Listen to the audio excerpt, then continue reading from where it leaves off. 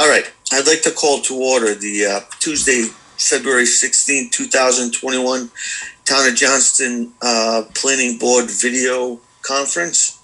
It is a public hearing.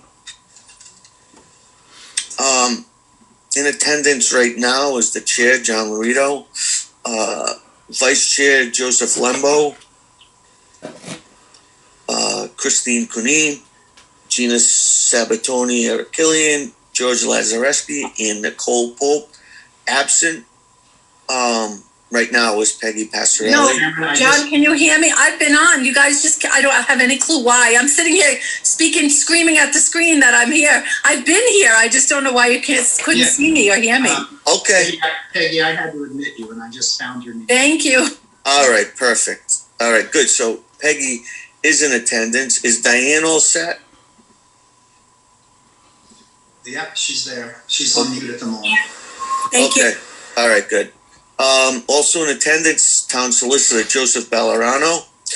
And I'd like to acknowledge at this time Town Planner Tom Della to administer or let us know about the parameters for the public hearing. So, Mr. Chairman, because there's a lot of people here at the moment, there's 100 people in the audience. I want to just put a few points on the record and talk about what's happening tonight. The board is hearing a master plan proposal under the land development regulations. This is what is known as a preliminary plan. There are lots of details that have not been fleshed out. This is a time for the board and the public to give suggested guidance. There is not detailed engineering. There is not detailed traffic counts. There is not detail as it relates to wetlands or soil conditions, anything like that. That all comes at the next stage. Tonight's meeting is to really consider the overall design concept and whether there are suggestions. But in addition, there is a unified development application, and that raises this case to the status of a public hearing. The applicant will be presenting a series of variances and waivers that they are seeking, and those are the subject of our discussion tonight in the public hearing, and it will be up to the board to opine as to whether the applicant has met the standards necessary to grant those variances and or waivers. And so I just want to reinforce that it's a master plan. There are variances, and the board will have to make decisions on those variances. But this is just the first stop in a process. It's going to take time, and there will be some rather extensive engineering and design work, and there will be lots of discussion about traffic and wetlands, and those are all subject to state review. So at this stage, we don't have that information because it's not required at this stage, and I just want that to be clear. For the public tonight is going to speak, and I will repeat this, Mr. Chair, before we open it up to the public for the public hearing, that when someone is identified to speak, they are required to give their name and their address if they're representing a group, the group that they are representing. And because of the number of people that may want to speak tonight, Mr. Chair, as we discussed earlier, we'll be limiting comments to approximately 3 minutes. I will be timing that, and I'll let you know when we hit the 3 minute rule. And so that's just the most important thing for people to understand. We want to try to get everyone to have a chance to speak, but we need to watch our time. So how will you be identified? If you've used Zoom before, you know that there is a button somewhere on the program that says raise hand. On Android devices and DOS computers, it's typically on Can I interrupt you for 1 second? Yeah? I just want to make sure that the public is listening, so we don't have to keep repeating this. Yeah, hopefully they are. So the bottom of the screen on a DOS device, the top of the screen on an Apple device is the raise hand. If you have a phone, and I know this because we experimented with a trial meeting last week to make sure we get it right, you probably have to double tap your screen of your phone to rise up the hand at the bottom, and then you can push that. What I'm going to be looking for when we open this up to public meeting, I am going to be scrolling the members who are in the meeting, and when I see a raised hand, I will identify that individual for the chairman to call on. The chairman calls on that individual. You give your name, your address, your organization, You must be sworn in by our stenographer because it is a public meeting, so you will raise your right hand and to swear the oath that the clerk will recite. So that's it, Mr. Chair. I'm ready to turn the screen over to the applicant and Mr. Bolton, and I just need who to share. I need to know who to share the screen with. Okay, can I just read the agenda item? You certainly may. Okay, so we're here tonight.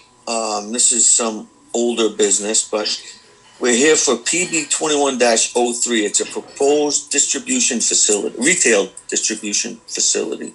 This is a master plan review of a major land development with a unified development review. This is located at 2120 Hartford Avenue, AP 54, lots 39, 40, 42, 54, 61, 75, 89, 90, and 93.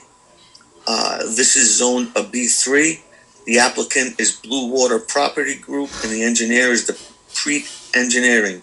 This is a public hearing on a major land development and unified development.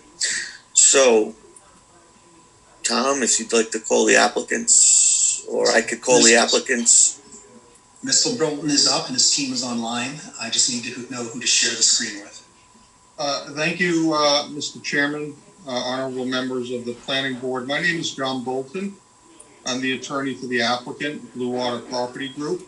I'm with the law firm of Hinckley, Allen, and Providence. And we're excited to be here this evening to present this wonderful opportunity for the town of Johnston.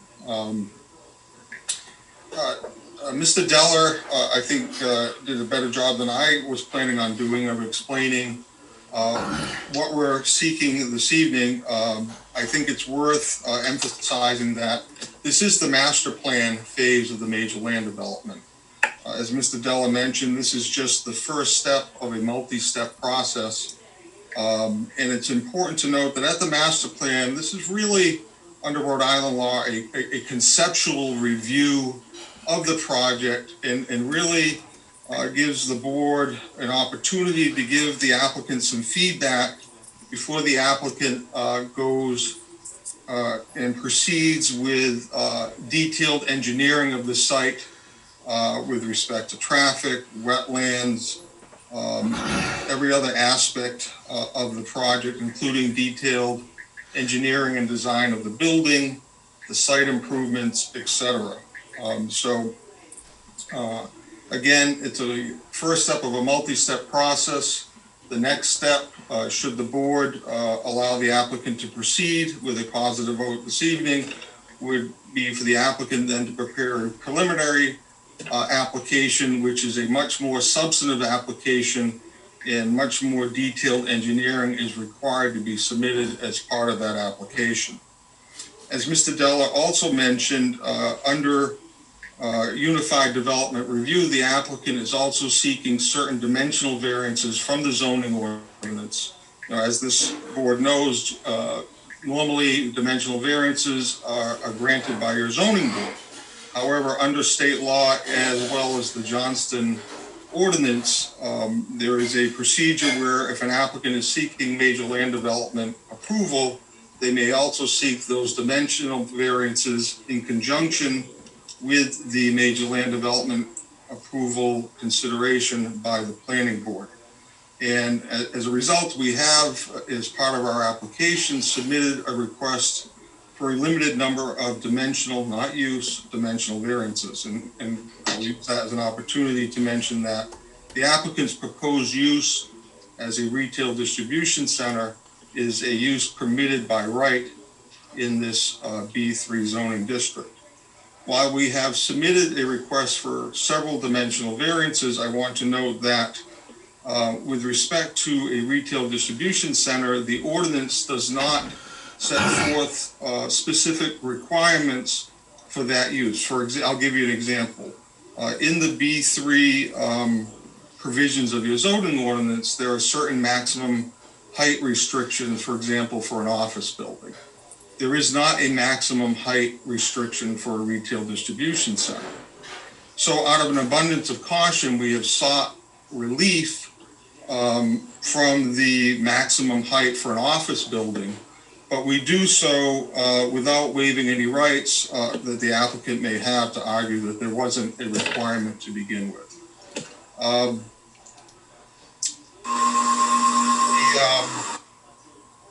presentation this evening will consist of Don Chase, who is with the applicant Bluewater Property Group, who will give a brief overall of the project.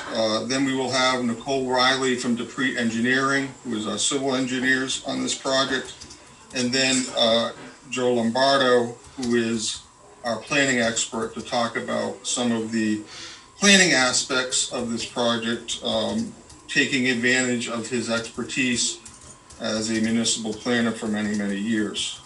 So unless the board has any initial questions for me at this time, I'd like to have Don Chase from Bluewater Property Group do his presentation. And Tom, that presentation, we'd ask that you allow Alexandra Escamilla, who's also with Bluewater, to share her screen, because she will cycle through certain slides as Mr. Chase makes his presentation.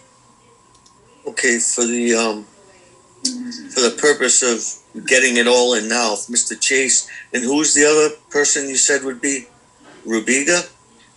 Well, who will be doing the slides, or who will be coming later this evening? Be presenting, or we'll be speaking with Mr. Chase. You said another person. Alex Escamilla. All right, could they both be sworn? Yes. Mr. Chase. Your right hand, please. Your right hands, please. I can't see yours raised. Alex, if you could raise, yeah. Do you solemnly swear that the testimony you're about to give will be the truth, the whole truth, and nothing but the truth, so help you God? Yep. Thank you. And could I have your names for the record, please? My name is Don Chase, C-H-A-S-E. And I'm Alexandra Escamilla. And could you spell that for the record? Sure. It's E-S-C-A-M-I-L-L-A. That's my last name. Okay, I'm having a little trouble here. For some reason, it's not letting me share my screen. So give me a minute, I'll figure this out. I think those that will be speaking now are fine. So would you like us to proceed, and you could figure that out? So Alex, you should have a button at the bottom of your screen. Yeah, it's the host disabled the participant screen sharing, so I just need it to be allowed. All right, let's try it now. I changed a few buttons, see if that works. There we go. Perfect. Hey, Don, the floor is yours. Hey, great. Thank you. Thanks, John. Yeah, normally we'd have maybe some big boards to show. It'd be a lot easier to bring them here in person. So I'd like to thank Chairman Lorito and the planning board members for this special hearing tonight, as well as the interested members of the public for the opportunity to present an overview of Project Schooner. Normally, as I said, we'd be doing this in person, maybe many more opportunities for an intimate presentation and interaction, but we'll do our best to lay out the pertinent facts of this project for the board to consider for tonight's master plan hearing. Importantly, we look forward to answering your questions regarding the application of the project. As mentioned, my name is Don Chase. I'm a partner with Bluewater Property Group. We're an industrial real estate organization that owns and develops facilities in the northeastern U.S. Specifically, our expertise is in warehouse and fulfillment centers located in and near major population centers, catering to today's technologically focused retailers, consumer products companies, and the supply chain. The partners of our firm have developed over 30 million square feet of these facilities in 20 states since the 1990s together. I'm here tonight with my Bluewater colleagues, Alex Escamilla, who you met. She's Executive Vice President and Head of Development, and Josh Garofano, Vice President of Development, both of whom are responsible for the day-to-day operations and approval for this project. Nicole Riley with DePreet Engineering and Joe Lombardo with JDL Enterprises are our engineering and planning experts respectively. And along with John Bolton, they will provide some specific testimony as to the application submission, the proposed master plan, and the project's compliance with the zoning regulations.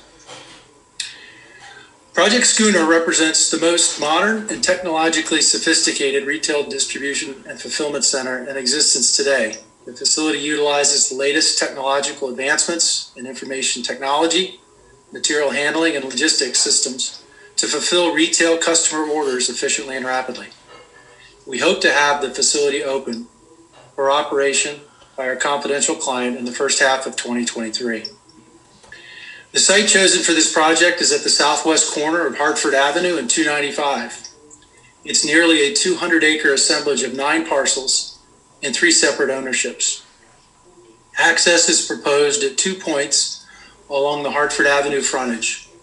One is adjacent to the 295 off-ramps and another about half mile up Hartford Avenue to the west. The site is currently undeveloped except for a 4.6 megawatt solar farm on about 15 acres. This is visible in the center of this aerial plan and will be preserved and moved to an adjacent site as part of this development. For perspective here, this is a really big site. It's roughly the same size in acres as downtown Providence, from Clifford Street north to Exchange Place and from the Providence River west to 95. The building itself is just slightly larger than the solar facility currently shown on the site. It's set back about 1,000 feet from Hartford Avenue, about 1,500 feet from both Reservoir Avenue and 295, and the building is about 3/4 of a mile north of Central Avenue. As you know, the site is Zone B3 interchange business. The zoning designation encourages and enables large-scale development with a regional catchment area and customer base, all the while minimizing impact on the surrounding community and infrastructure by being located near the transportation network. Uses allowed within the B3 district include retail distribution facilities such as Project Schooner. In short, the use is by right within the town of Johnston zoning code. We believe that the project is an ideal realization of the town's planning goals with respect to the site and supports the town's comprehensive community plan, including the following attributes. Project Schooner represents an incredible initial capital investment for the construction of the site and buildings improvements of over $300 million, with initial and ongoing investments inside the facility for fixtures, equipment, and technology. Project Schooner provides Johnston residents with both near-term construction jobs for local tradespeople, as well as ongoing maintenance, service, and facilities management jobs. Our client will offer over 1,000 full-time, full-benefit jobs for Johnston residents through local hiring programs, including job fairs. These jobs will come with full benefits day one and include educational and growth opportunities at competitive wages. In addition, there'll be several hundred salaried professional, managerial, and technical jobs which will provide Johnston residents opportunities for career advancement. Project Schooner will generate significant, permanent local tax revenue for the town on a site that until now has lain fallow and provides only about $60,000 annually in tax revenue to the town. And finally, the development plan preserves and protects approximately 2/3 of the land area, including existing vegetation, natural resources and habitat, wetlands, and buffer areas to surrounding land uses. In summary, we believe that Project Schooner is a win for the town of Johnston and the greater Rhode Island community, both as a realization of the planning intent and also as a crucial economic development boost from a rapidly growing industry leader in the global landscape. Project Schooner will provide good local jobs, both near-term and long-term. It will generate millions of new tax revenue for the town. It will also provide opportunities for existing local businesses to serve the site, its operational needs, and the employees. At the conclusion of our remarks and testimony tonight, our team will be happy to answer any questions regarding the project and the application. With the caveat that, as mentioned earlier, we're still at the beginning of a very long approval process. We have published the contact information you see here on your screen and have responded to a handful of requests from the public, and we will continue to do so. With that, I'll turn it back over to John Bolton and let him take over. All yours, Mr. Bolton. Thank you, Don. I don't know if any of the members of the board have any initial questions for Don. Again, we have a detailed presentation coming with our civil engineer and our planner. And we'll be available for questions at any time, but I don't know if any board members at this time had any initial questions to Don before we proceed. Okay, is there anyone on the board that has initial questions for Mr. Bolton or Don? If you do so, raise your hand. I'm not seeing any or hearing any, Tom. Neither am I, Mr. Chair. Okay. In that case, Mr. Chairman, with your permission, we'll proceed with our civil engineer Nicole Riley. Ask Nicole take yourself off mute, and I believe, Mr. Chairman, she should be sworn in at this time. Okay. Hi, Nicole. Would you raise your right hand, please? Do you solemnly swear that the testimony you're about to give will be the truth, the whole truth, and nothing but the truth, so help you God? I do. Thank you. And could you state your name for the record, please? Nicole Riley, R-E-I-L-L-Y. Thank you.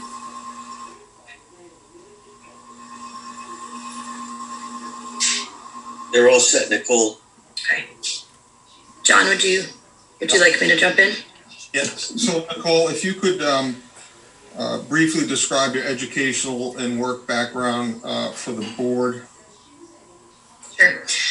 So, as stated, my name is Nicole Riley. I am a registered professional engineer employed at Dupree Engineering, 2 Stafford Court in Cranston. My undergraduate degree is from Boston University, and I have my master's in civil and environmental from the University of Rhode Island. I have been a practicing civil and environmental engineer for a little over 20 years now. And Nicole, have you been accepted as an expert in civil engineering at various municipalities in Rhode Island, including the town of Johnston? I have. Mr. Chairman, it is our intent to offer Nicole's testimony as expert testimony in the field of civil engineering. I don't know if this board has a formal procedure for accepting experts, so I defer to you at this time as to. We could make a quick motion. Nicole certainly testified before us before. If anyone would like to make a motion that Nicole Riley's testimony is professional in nature, and she's a qualified professional in this field. She'd be recognized, Mr. Chairman, as an expert. Yep, she's an expert, yes. She should be recognized as an expert in the field of engineering, civil and environment. Yeah, Mr. Chairman, I will make the motion that we recognize Ms. Riley as an expert for her expert testimony tonight in all areas. And this is Christine, I'll second that. All in favor? Aye. All opposed? Not hearing any. Peggy Passarelli, how do you vote? Aye. Christine Cunine, how do you vote? Aye. Gina Sabatoni, how do you vote? Aye. George Lazareski? Aye. Nicole Pope? Nicole? You seem to have lost Nicole, Mr. Chair. Yeah. Oh, no, there she is. No, she's there. All right, see what you can do. I'll move on to the vice chair. Aye. The chair votes aye. Nicole, do we have you now? I've sent her a request to unmute, but I guess she's not getting it. It looks like Ms. Pope is on mute. Okay. I think 6 votes is sufficient to Yeah, grant the expert testimony. very good. So we'll proceed, Mr. Chairman, and thank you, Attorney Ballerano. Yep. Nicole, are you familiar with the site and the proposed project for the retail distribution center? Yes. Can you provide an overview of the site plan generally? And I'd ask Mr. Della if you would allow Ms. Riley to share her screen. It should be shared.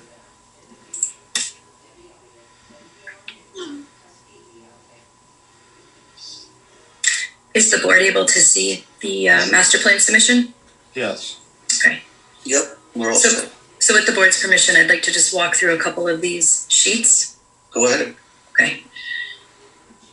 So as Don Chase had indicated, the project itself is located immediately west of Route 295 and on the southern side of Route 6.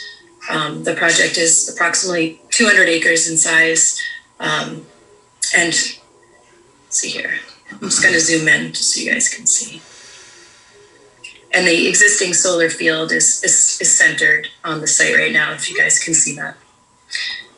Under proposed conditions, my computer is very slow right now. Let's see here.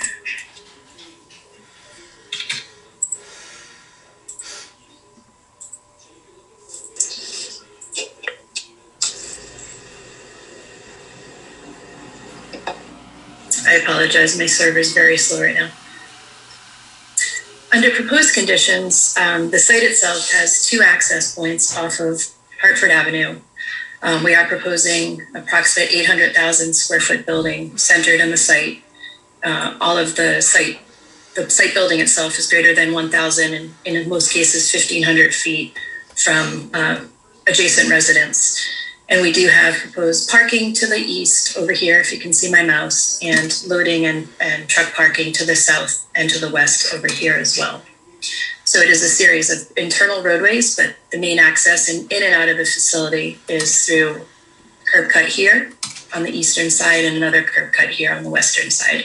And we'll get into a lot more details. I'm just giving a very broad overview here. Thank you, Nicole. As an initial question, in your expert opinion, will this development result in the creation of any individual lots with physical constraints with respect to development? It will not. And how large is the building footprint that is being proposed? So I'm going to zoom in again. The building itself is approximately 823,000 square feet. And hopefully you guys can see that on the screen here. You can.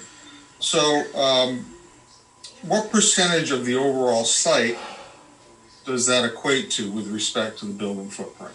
It's actually a little bit less than 10% of the entire site is proposed building. So to emphasize that, the building footprint itself comprises of less than 10% of the overall site. Is that correct? That is correct. And what about the parking areas, including both employee parking as well as truck parking? So we do have parking on two and essentially 3 sides of the building, and that equates to about 20% of the entire site. So 20% is dedicated to parking, as shown on the site plan here. And what about other areas of development?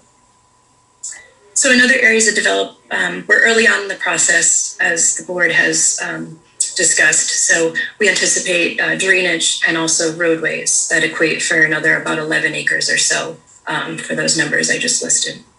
So Nicole, if you total up these areas of development, including the building footprint, the parking, the internal roadways, the stormwater management facilities, how much of the total 195 plus acres are being proposed for development?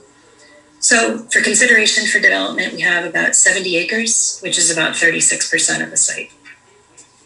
So only 36% of the site is being proposed for development. That is correct. And so conversely, how much of the overall site will be undeveloped from an acreage standpoint and a percentage standpoint? So looking at the total of about 195 acres, 64% of the site is going to remain undeveloped, which is approximately 125 acres.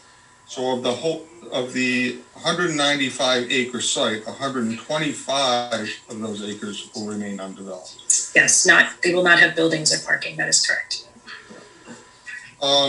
Let's talk a little bit about access. And again, to emphasize, we're at the conceptual phase here. Can you describe the overall access to the site? Let's try to pan here.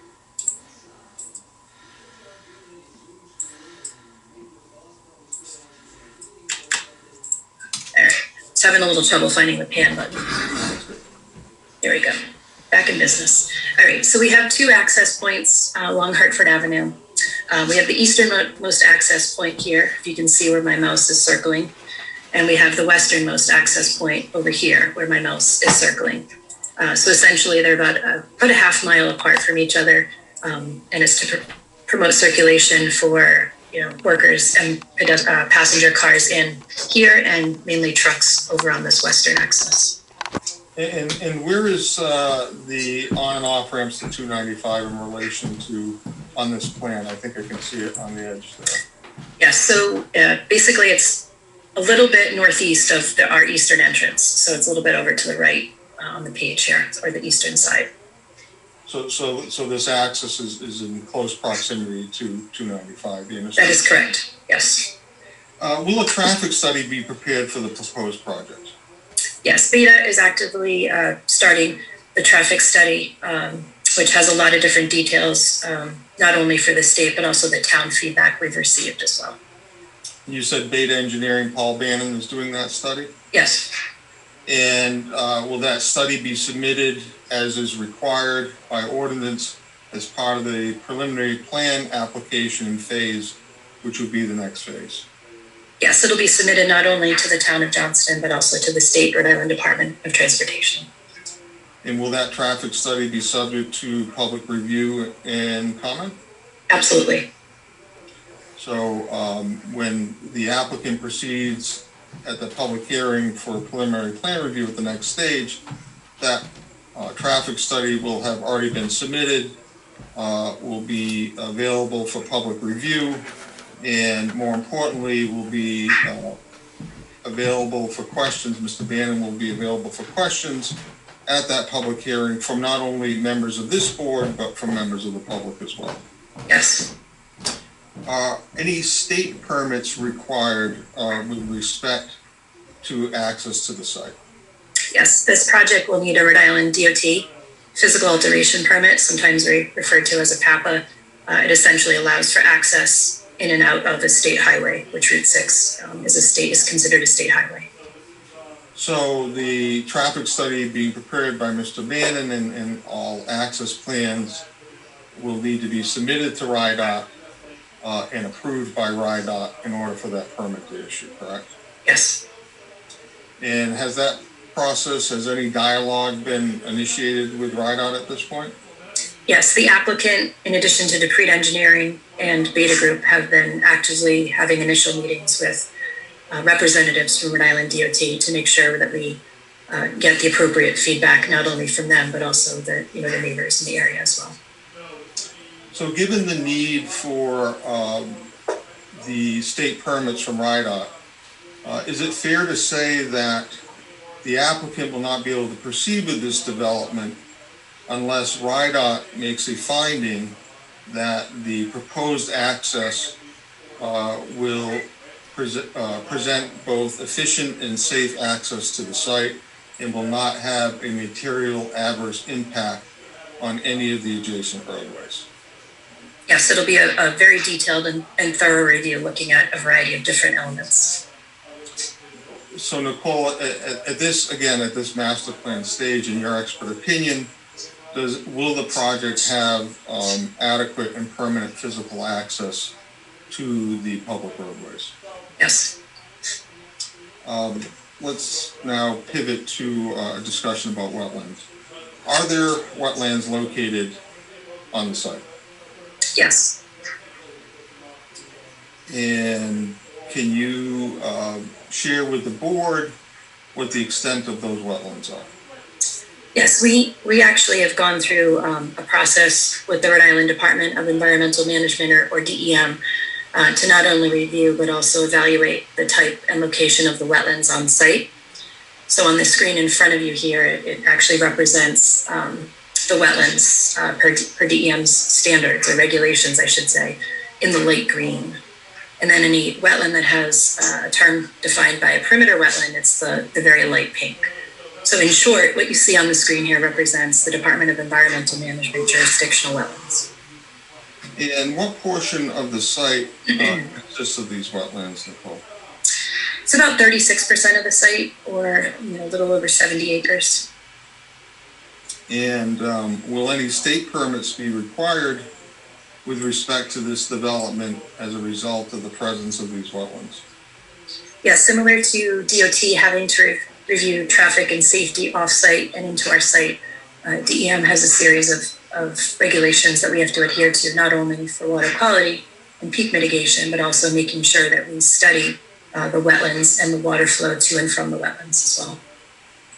So is it true to say that this development will not be able to move forward unless these DEM permits are issued and DEM determines that the development complies with all applicable regulations with respect to such wetlands? That is correct. More specifically, Nicole, is it true to say that one of the required demonstrations that the applicant will have to make and one of the findings that DEM will have to make in order for these permits to issue is that DEM must agree that the proposed development will not have a material adverse impact on any wildlife habitats? Correct. In addition to a drainage study that Deprete Engineering has to perform, we also have to perform a habitat assessment to be performed by a licensed biologist. And has the applicant already begun that effort? Yes. Yes, the applicant has engaged Scott Rabideau from Natural Resource Services to conduct the study. And the elements of that study are pretty substantial. There's pages of different regulations that Scott has to study, evaluate, and then provide in written format to the town and state. And again, that study will be presented at the next more detailed stage and will be subject to review not only by DEM, but also by members of this board and the public, and Mr. Rabideau will be available for questions at that time. Yes. Nicole, let's talk a little bit again conceptually. I know the things have not been fully engineered at this stage. Let's talk a little bit about stormwater. Conceptually, what consideration has been made with respect to stormwater management for the proposed development? So the site itself has a land survey that's been completed. So as part of that, we look at the topographic elevations under existing conditions across the site. And we also studied the depth to groundwater and if there's ledge on the site as well. We took a look at that through a series of field investigations or soil evaluations. In short, we have to not only understand the topography across the site and see where water goes today, but we also have to, under proposed conditions, take a look at where we're proposing water to go tomorrow to make sure that we balance the series of wetlands we just reviewed. So we have to look at recharge requirements, we have to look at flow requirements, peak mitigation, volume analysis, in addition to the topographic elements of site grading. And what requirement must the applicant satisfy with respect to stormwater management and runoff from the site? So this one, because it fronts on a state highway, we have to actually look at peak and flow and volume in addition to that for the state highway, which in this case is Route 6, but also the wetlands. So we have to do peak and volume analysis across a variety of different design points for the wetlands, for property lines, and also the state highway. Is it also true that the applicant must make a demonstration that there would be no increased runoff from this site onto adjacent properties? Yes. And will any state permits be required with respect to stormwater management? Yes, the Rhode Island Department of Environmental Management will be looking at that in addition to the Rhode Island Department of Transportation. So is it true, once again, to say that this development cannot go forward unless DEM, as part of that permitting process, makes a determination that there will be no increased runoff as a result of this development with respect to adjacent properties? Yes. Nicole, what about utilities, specifically water and sewer? How will those services be provided to this proposed development? So we're still very early on. As you pointed out, we're at master plan, but we have done initial due diligence with the local water and local sewer. And we understand there to be water and sewer mains fronting our site in Hartford Avenue, which we would be tying into. It's also my understanding that Millennium Water is currently the water provider, and it looks like it might be switching to Providence Water at some point during the permitting of this project. So we'll be working closely with local water and sewer to tie into Hartford Avenue. And do you anticipate any issues with respect to providing such utilities to this development? We do not, but we have a variety of different studies and reports that we have to provide to each agency, similar to the DEM and DOT requirements at the next step. Thank you. Let's talk a little bit about landscaping. As you know, the applicant is seeking relief from various landscaping requirements. And a lot of that relief is being requested at this time because under Unified Development Review, as you know, any relief has to be requested at this stage, and the landscaping plans have not been fully developed. What is the intent with respect to the preparation of a detailed landscaping plan for this development? So the town of Johnston has very detailed landscaping requirements. In addition, we have to take a look at the landscaping requirements for Department of Environmental Management.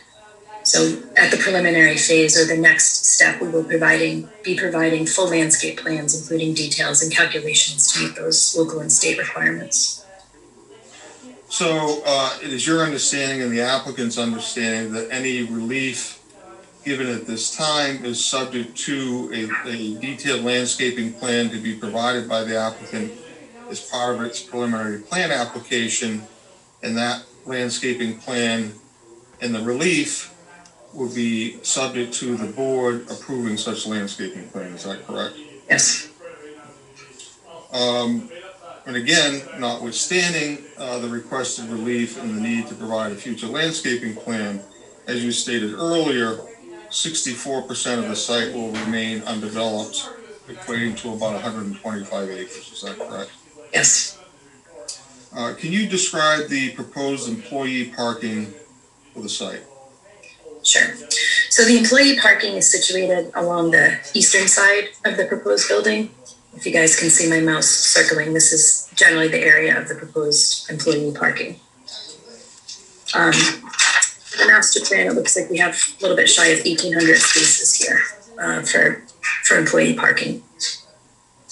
And again, is it true that the zoning ordinance does not provide a specific parking space requirement for a retail distribution center use? That is correct. We took a look at the local regulations and the tenants' operations to come up with this number. So the light manufacturing requirement was used again because there was no requirement for a retail distribution center, and based on the building size, is it true that that would have resulted in a parking requirement in excess of 7,700 parking spaces? Yes. And is it true, as detailed in the application, that the analysis indicates that that number of parking spaces would be excessive, considering that a majority of the space in the building is not occupied by employees, but is in fact storage space for goods to be shipped in and out of the distribution center? Yes. So is it also true that if one uses just the, let's call it the occupied space of the building, even with the light manufacturing requirement, that would result in a parking space requirement of 1,652 spaces? Yes, that is correct.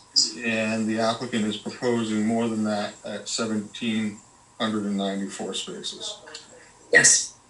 And in your expert opinion, based on your understanding of the proposed use and operation of the facility, in your expert opinion, would that provide an adequate number of parking spaces for this development? Yes.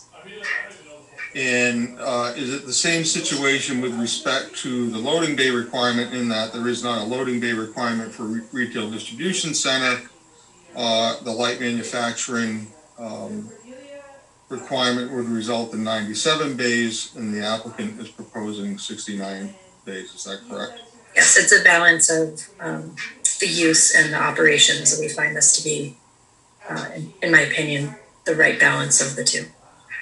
And isn't one benefit of providing the a number of parking spaces that are actually required for such an operation, and not more than may be required. One of the benefits of that is results in less paving of the site and the ability of the applicant to provide even more buffer to the adjacent properties. Yes, if we were to add in, the loading bay and parking numbers that you had mentioned in the last question, it would be a substantial increase in the amount of pavement and a very strong increase or decrease of the buffer in addition to paving. So this is the right balance to try to get the two. And what about electric car charging stations? So currently we're not proposing any charging stations. The applicant would like to have that considered based on demand of their employees. And again, there is no specific requirement for these electric stations for a retail distribution center in the ordinance, but we sought relief out of an abundance of caution. Is that correct? That is correct. Nicole, I think you mentioned this in your overview, but let's just get on the record. Is there an existing ground-mounted solar power facility on the site? Yes, if you can see the screen, I've switched sheets, and the existing solar facility is outlined in the top middle of the screen currently. And what is the proposed plan for this facility? So this is about 14.6 acres in size, and we are proposing to relocate it south to an adjacent parcel as part of a secondary project related to this one. Let's talk about some of the requested dimensional variants that have been set forth in the application. Does the zoning ordinance set forth a maximum building height for the subject building to be used as a retail distribution center? It does not. And is it true that the application then refers to the 90-foot maximum height for an office building out of an abundance of caution, even though there is not a maximum height for a retail distribution center? Correct. And the applicant seeking relief from this requirement to allow a height up to 120 feet, is that correct? That is correct. In your expert opinion, is this height appropriate for the site, the proposed use, and taking into consideration the surrounding area? Based on where the proposed building is sited, the corresponding buffers on all sides, and to your point, the pure volume of acreage on the site, I agree, yes. And a lot of that has to do with the vastness of the site and the significant setbacks and buffers, correct? Yes. And having the building footprint being less than 10% of the site and going up vertically, that also allows the applicant to maintain the approximate 64% of the site as being undeveloped. Isn't that correct? That is correct. And does the zoning ordinance provide any criteria with respect to the design of the building? There's some non-objective requirements set forth, so we've requested relief to be cautious here. And so is it true that the applicant sought relief out of an abundance of caution, but the applicant has stated in its application and for the record this evening that the applicant is committed to construct the building so as to be harmonious and compatible with the surrounding area? Yes. Nicole, in your expert opinion at this master plan stage, is the proposed development suitable for the subject property and harmonious with the surrounding area? I believe so, based on where the proposed development is situated on the large lot, and the fact that it's a B3 zoning district adjacent to not only Route 6, but also in close proximity to Route 295. It does show that it has significant access to the local road networks. In your expert opinion, will there be any adverse environmental impacts resulting from this proposed development? As a registered engineer in the state, Dupree Engineering has to study not only the wetlands with Natural Resource Services, but the drainage, the topography, site access, and we have a lot of homework ahead of us with respect to state and local regulations. But we are going to design it to mitigate any adverse environmental impacts. But at this master plan stage, there is nothing that has revealed itself as presenting any material adverse environmental impact that can't be mitigated with the proper design of the site. That is correct. And this really goes to some of the dimensional reliefs sought by the applicant. In your opinion, are there any unique characteristics of the subject property that would impose certain limitations on development? So the biggest is the presence of wetlands on the site. As we had discussed a little bit earlier on, we're trying to make sure that we're not impacting wetlands on the site to any substantial effort, and we're trying to situate the building and the proposed parking as far back or into the site as possible for neighbors.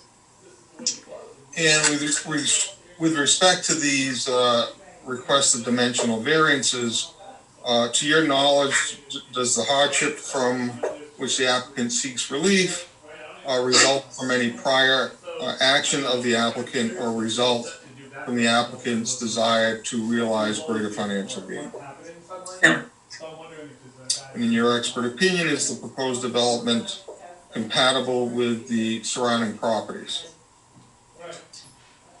The building and parking and how they're situated on the parcel, in addition to how close we are to the local roadway network, it is harmonious and compatible with the surrounding properties. In your expert opinion, is the requested relief as set forth in the application the least relief necessary to relieve the applicant of these hardships necessitated by the unique character of the subject property? Yes.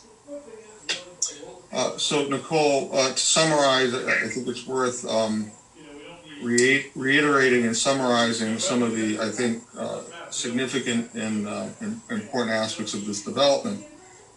Again, how much of the proposed site will be occupied by the footprint of the building? So it's a little bit less than 10%. And how much of the site will be developed, including the building, all parking, internal roadways, stormwater facilities? It's about 36% of the site for the development. So again, approximately 125 of the 195 acres will remain development, which constitutes approximately 64% of the site. Yes. And what is the distance between the building and the closest residences to this development? So we took a look at the proposed building with respect to essentially each direction, and to Lewis, to the west, it's about 1,500 feet, and to Route 6, which is to the north, it's a little bit over 1,000 feet. And to the north, when you're talking that the distance to the nearest residence is a little over 1,000 feet, we're talking about a residence that fronts on the state highway, Route 6, correct? That is correct. And how far is the building set back from Route 6? It's about 1,000 feet. Mr. Chairman, I have no further questions for Nicole at this time. I don't know if the board has any questions for her. Okay, does anyone else on the board have any questions? I may have a few, but I'd like you guys to go first.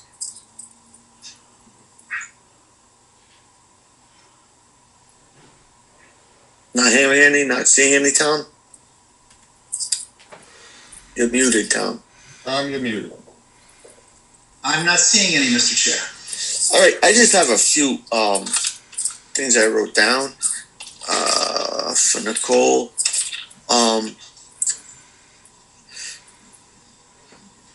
So the relief, you're seeking relief tonight, correct? Yes. Okay. In regards to the solar site, it's 14.6 acres.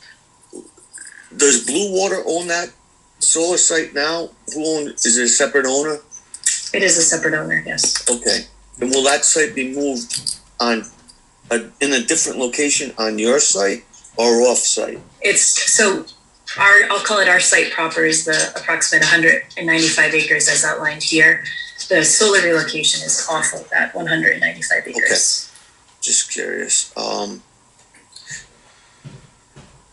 All right, you're seeking up to 120 foot in height relief. And I think that's it. Wetlands, you said not affected? So we have a series of on-site wetlands that have been verified by DEM. So it's the light green here with the pink, which is the perimeter wetland. And our proposed development conditions has a minimal impact on the on-site wetlands. So we're working closely with DEM on balancing the site for that. And what we're mostly worried about is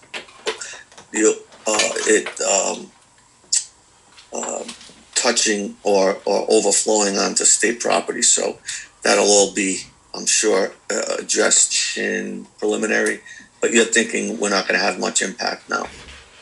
As far as drainage or wetlands? Yeah, drainage. So for drainage, the site itself sits, it's about elevation of 400 or so. And believe it or not, down here to the east, it's in the mid 2s, and up here to the west, it's high 3s. So there's a substantial grade change between existing conditions and existing conditions on Hartford. But in short, the reason why I'm pointing that out is we do have to balance the water going not only to the on-site wetlands, but also to the state highway, even with those grade changes I just outlined. Okay. All right, that's it for me. John, can I ask a question? Sure. I just need a clarification from Nicole. On the 70 acres, approximate 36% of the footprint, let's say, that include all that paving?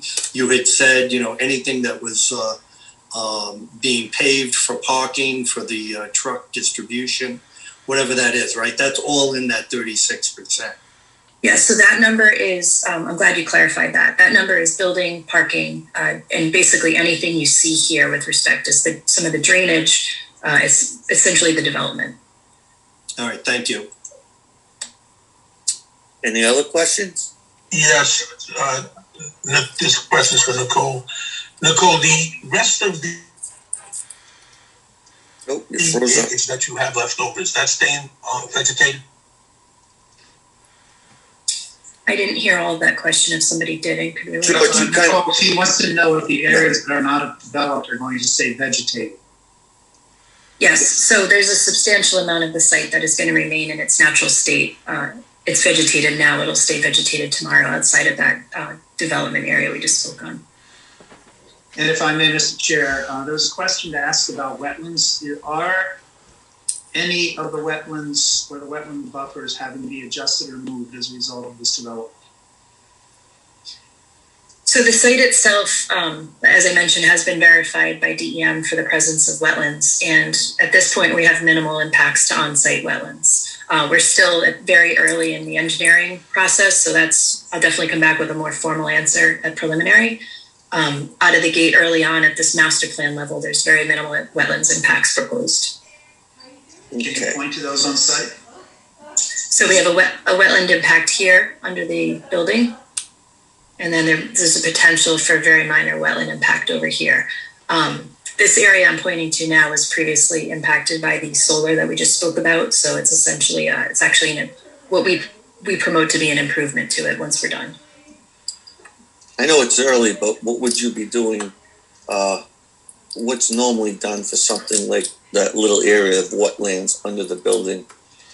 So we actually spoke about that today in my office, and in some cases you have to do wetlands replication. This at this point is not triggering that necessity here. Okay. But out of abundance of caution, we'll be not only making sure that we're balancing the water to the wetlands, but also enhancing the landscape when we're done as well. I have one more question. You said that, I have it there somewhere. We are going to be 1,500 feet from any abutters to the west and over 1,000 feet from the north. And again, put aside the state property, you don't anticipate any runoff or any impact on those properties?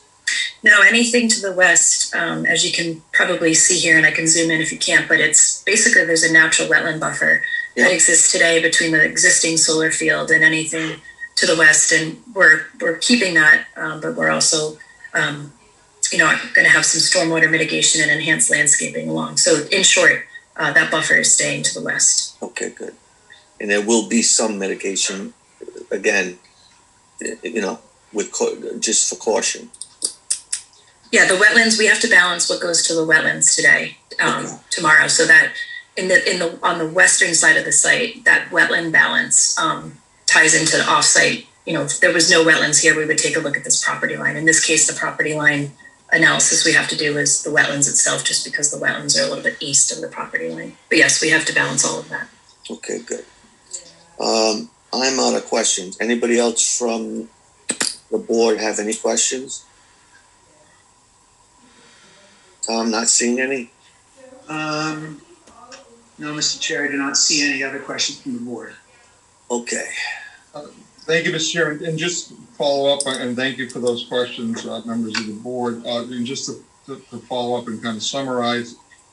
So Nicole, on the wetlands issue again, this development cannot go forward unless you receive the appropriate permits from DEM that they are satisfied with respect to any impact in proposed mitigation with respect to the wetlands. Is that correct? That is correct. And similar to what we're doing with DOT to have some ongoing feedback as we enter the engineering for this, we look forward to ongoing feedback from DEM on those matters. And again, with respect to drainage and stormwater runoff, the applicant will have to assure through its stormwater management facilities throughout the development that there will be no increase in runoff from this site to any adjacent properties, whether they're residential or otherwise. Is that correct? That is correct. In addition to many other aspects of the regulations we have to meet as well. Okay. Mr. Chairman, if there are no further questions for Nicole, I will ask Joe Lombardo, our next and last witness, to be sworn in at this time. Okay. Mr. Lombardo, when you're ready. I'm ready. Do you solemnly swear that the testimony you're about to give will be the truth, the whole truth, and nothing but the truth, so help you God? Yes, I do. Thank you. Could you state your name, please, and spell it? Sure. It's Joseph Lombardo, Lombardo. Thank you. Welcome. Joe, can you provide a brief summary of your educational and work background for the board? Sure. I have a Bachelor's of Science from the University of Rhode Island and a Master's of Community Planning from the University of Rhode Island. I've worked as the Director of Planning in several cities and towns, notably Westerly, Richmond, Hopkinton, and also some time over in Groton, Connecticut. And since the early 90s, I've been doing land use planning consultant to municipalities and private developers. And Joe, have you been recognized as an expert in municipal planning in various municipalities in the state of Rhode Island, including the town of Johnston? Yes, I have. Probably just about all the communities, but most definitely the town of Johnston. Mr. Chairman, it is our intent to offer Mr. Lombardo's testimony as expert testimony in the field of municipal planning, and we'd ask the board to consider that at this time. Okay, I'd need a motion to consider Mr. Lombardo's testimony to be of expert in nature in the area of municipal planning. I'll second the motion. I need a motion first. Okay, George, give me a motion. I'll make the motion to as an expert witness for the this planning development. Okay, so he said he does. The motion is he accepts Mr. Lombardo's expertise in municipal planning. Do I hear a second? Second it. And who was that? Ms. Sabatoni. All right. Ms. Sabatoni seconds the motion. All in favor? Aye. Aye. Aye. All opposed? Peggy Passarelli? Aye. Christine Kunine, Aye. Gina Sabatoni, Aye. George Lazareski, Aye. Nicole Pope. Oh, again, not hearing anything. Vice Chair Joe Lembo, Aye. and the chair votes aye. Go ahead, Mr. Lombardo. Thank you. Thank you. Thank you, Mr. Chairman. Yep. Joe, are you familiar with the master plan application that's subject to this hearing this evening? Yes, I am. And are you familiar with the Unified Development Review process set forth in the Johnston Land Development and Subdivision Regulations? Yes, I am, and as outlined very clearly this evening by Tom Della and yourself. Yes, very familiar with it. And are you familiar with the applicant's request for dimensional variances under this Unified Development Review process? I am. I outlined a number of those in my report. I believe there's 10 of them total, and I believe you just recently just went through that with Nicole Riley to describe those to the board, but I am definitely familiar with them. Yes. And are you familiar with the Town of Johnston zoning ordinance as well as the comprehensive plan? Yes, I am familiar with both of those documents. Are you familiar with the subject property? I am. I'm very familiar with that location in the town of Johnston. It's been described this evening. This is about 195 acres. It's vacant except for that solar facility, which will be relocated. It's very close proximity to interchange with I-295. And as has been described, it's in that all-important B3 zoning district. And are you familiar with the surrounding properties to the site? Yes, it's a mix of commercial and residential as you proceed along Hartford Avenue in either direction. And are you familiar with the applicant's proposed use of the subject property? Yes, it's described as a retail distribution center and all the attributes that go along with that, storage, the trucking, in and out, that type of thing, yes. And in preparation for tonight's meeting and your testimony, did you prepare a written report? I did. Mr. Chairman, we would like to have Mr. Lombardo's report, which was previously submitted to the board through Mr. Della. We'd ask that Mr. Lombardo's report be entered into the record as an exhibit for these proceedings. I need a motion for Mr. Lombardo's report to be admitted into the record as an Exhibit A.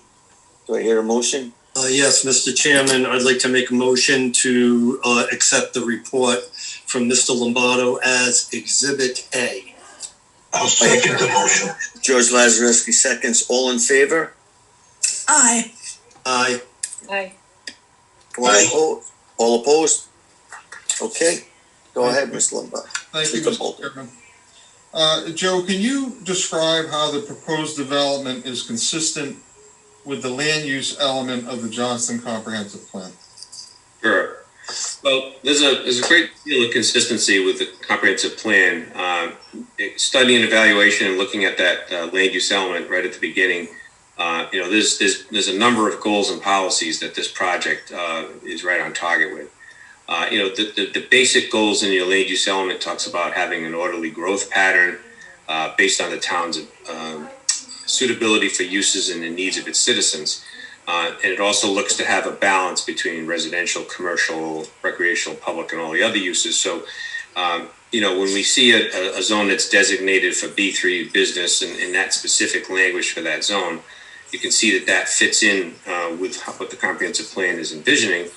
And we also look at some further goals and policies that talk about promoting economic growth that's consistent with the town's, states, and regions characteristics. And when you look at a site like this, that's right next to I-295, those regional characteristics also fall into play.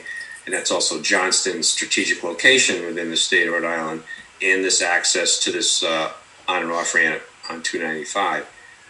In addition, there are policies that talk about guiding business and commercial industrial development to specific areas of the town that are designated for such.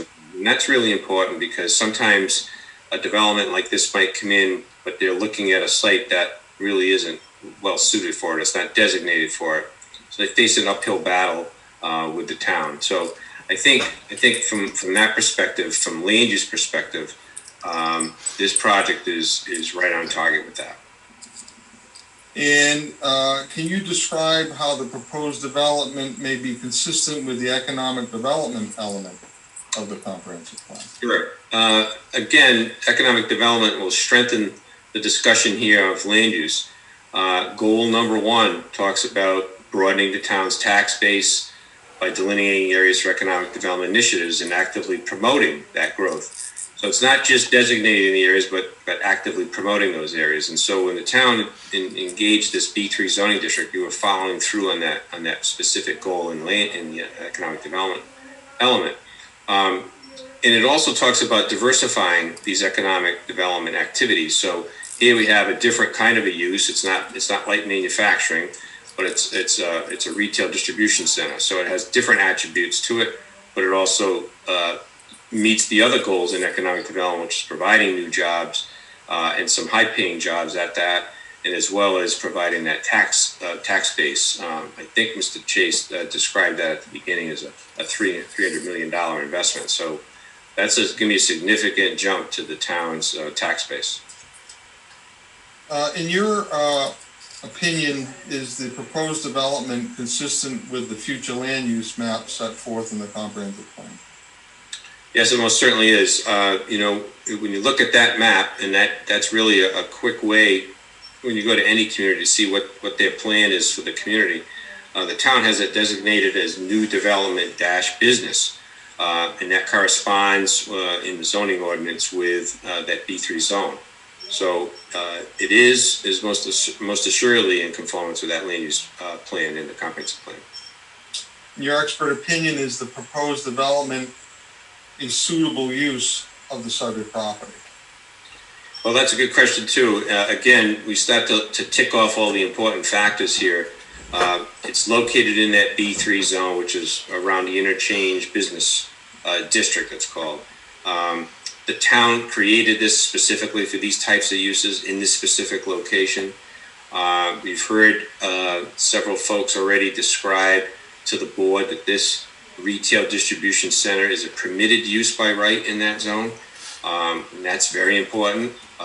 That's when the first thing you're looking at does it fit in that spot? And it does.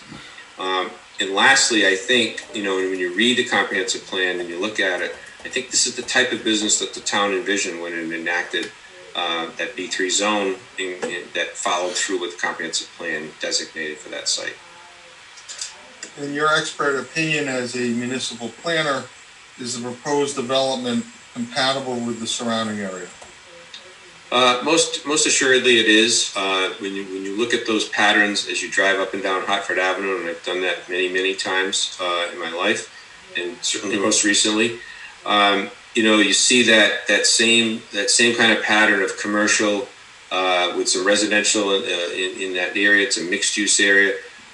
So yes, I would say most assuredly it does. It is an extension of that type of use that we see there, and it will fit in very well.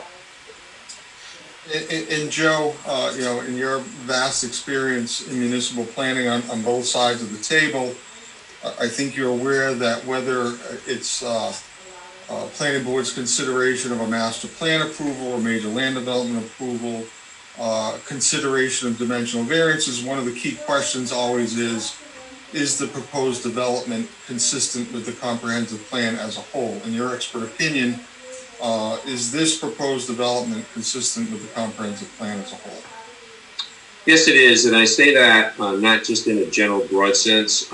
It's internally consistent with it. When you look across the other elements, not just land use, when we start with land use, we look at economic development. You could probably look into the process where it talks about protecting natural features on that site. You heard Nicole Riley describe at length how all the wetlands have not only been identified but verified by the state, how detailed kinds of drainage has to be to keep that water on site and contained and improved. And so when you look at all of those factors, when you look through the plan itself, I would say without hesitation that this project is consistent with the comprehensive plan. Joe, are you familiar with the purposes of zoning set forth in section 340-2 of the zoning ordinance? Yes, I am. In your expert opinion, is the proposed development compatible with the purposes of zoning? Yes, it is.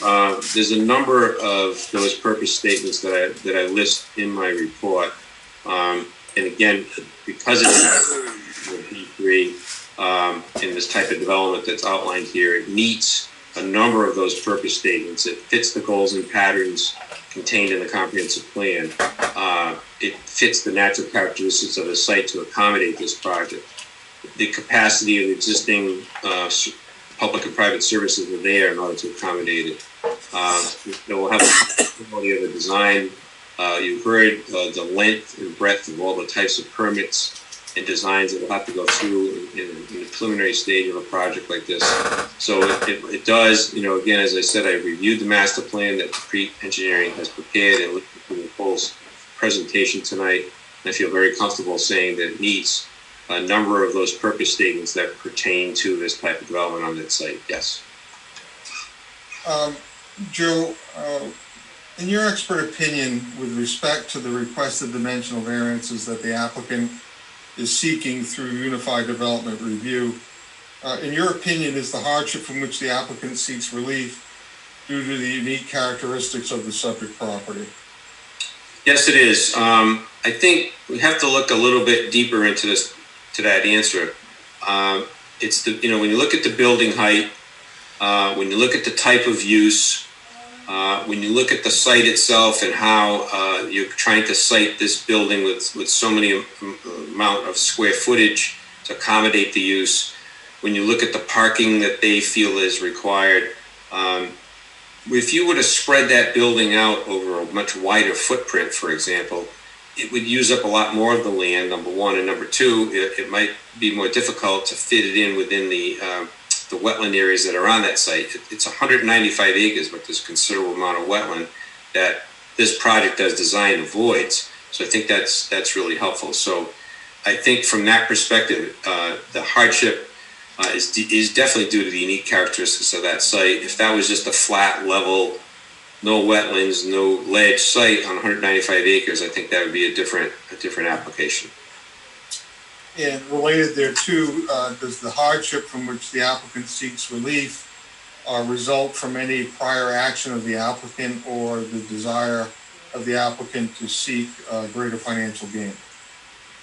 No, it's not due to any prior action. This applicant is coming forward with this plan, so it's new. It really is a function of the characteristics of this site, not due to any prior action that they've done on this project site. And it's certainly not a desire for more financial gain. It's really just to be able to accommodate that project in its most efficient manner on that site. And lastly, when you look at that, every building, every kind of use has their own specific requirements as far as what they need and how it needs to be arranged. And so when you try to put that on any given site, there's sometimes only one really best way to do it or only one way you can do it. So it's really because of the characteristics of the site that's driving that design that's requiring these variances. In your expert opinion,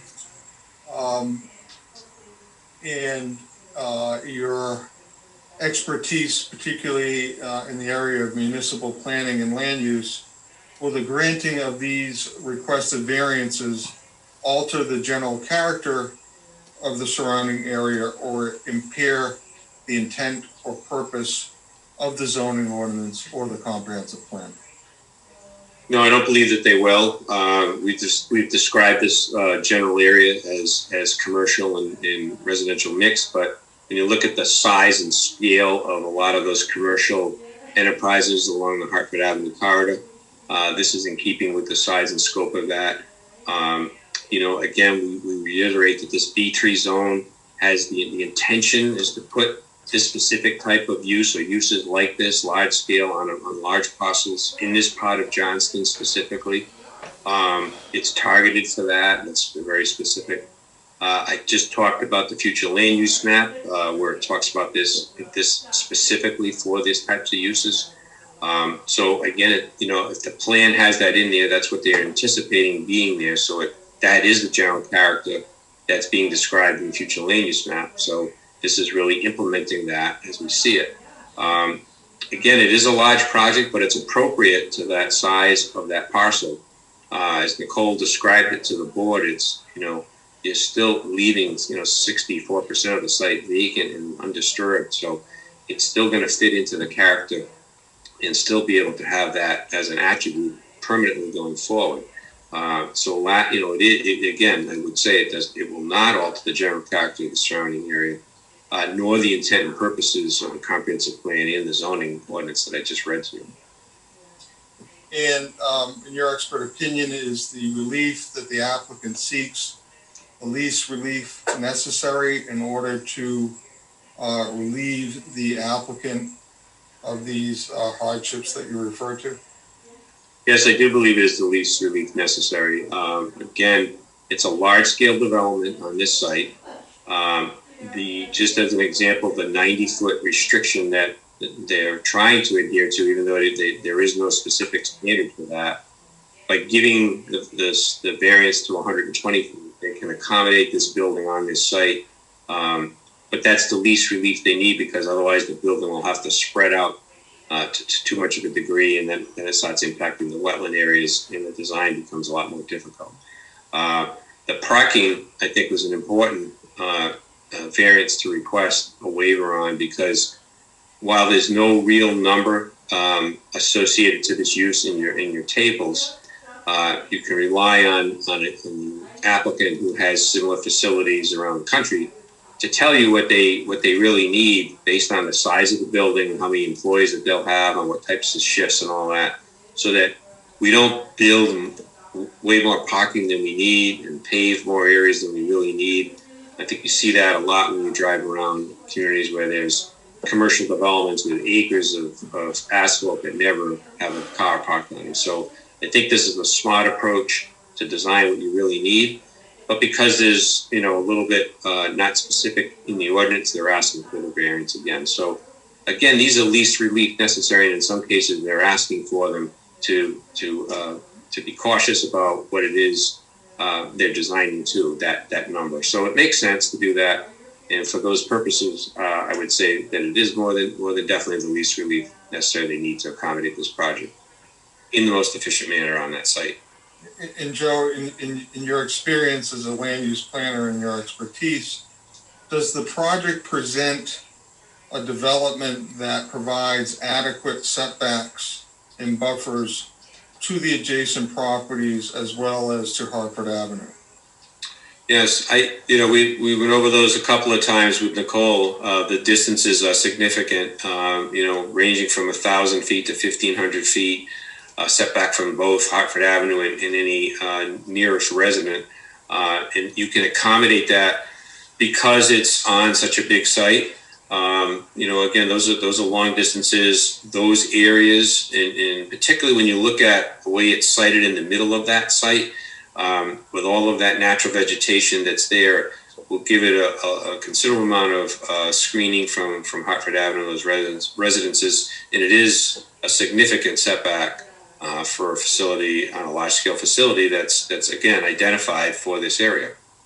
And is that bolstered even further by not only having certain distances and setbacks, the quality of those setbacks, in that the applicant has designed the site to maintain a significant amount of the existing natural condition of the site to provide a natural buffer between the developed portion of the site, as you mentioned, in the middle of the site, to both the adjacent properties as well as the adjacent roadways.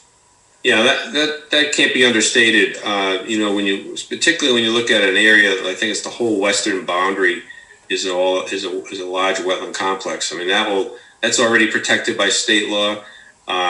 there's no clear cutting of areas that would now expose this development to other areas. Those and again that long distance with that much existing vegetation is pretty significant. And again, I think a lot of care has already been taken, even at this master plan stage. The town and the board will see in the preliminary stage with landscaping and all of that exactly how thorough and how good of a setback this is and what it means to those adjacent properties.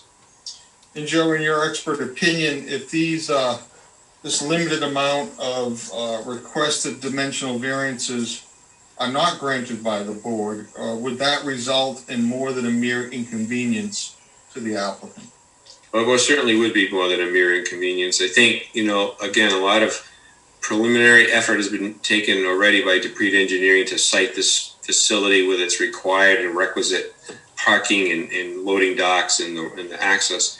And looking at, the more you look at that site and that site plan, you see that, this is the best way, really the only way to fit a facility of this size. And when I say size, I'm not just talking about the footprint. I'm talking about the total square footage in order for that operation to be functional, that this is the best way to do it. And if the board would not allow some of these variances, it would most assuredly be more than a mere inconvenience to that development. Joe, actually, before I get to that, thinking back in your vast experience, again, in municipal planning on both sides of the table, on the municipal side as well as on the development side, is it fair to say it's fairly extraordinary for an applicant to make a proposal on such a large site, 195 acres, and to propose that only 10%, less than 10% of that site be used for a footprint of the building? Well, yes. I mean, I have a lot of experience in the industrial sector. I worked for 9 years at Quonset Point. And, typically, in industrial manufacturing settings, someone that is buying, land that's expensive, wants to have the ability to put buildings and cover it much more than 10% with a footprint. They might want to have the ability to go to 30% or 40% of a site.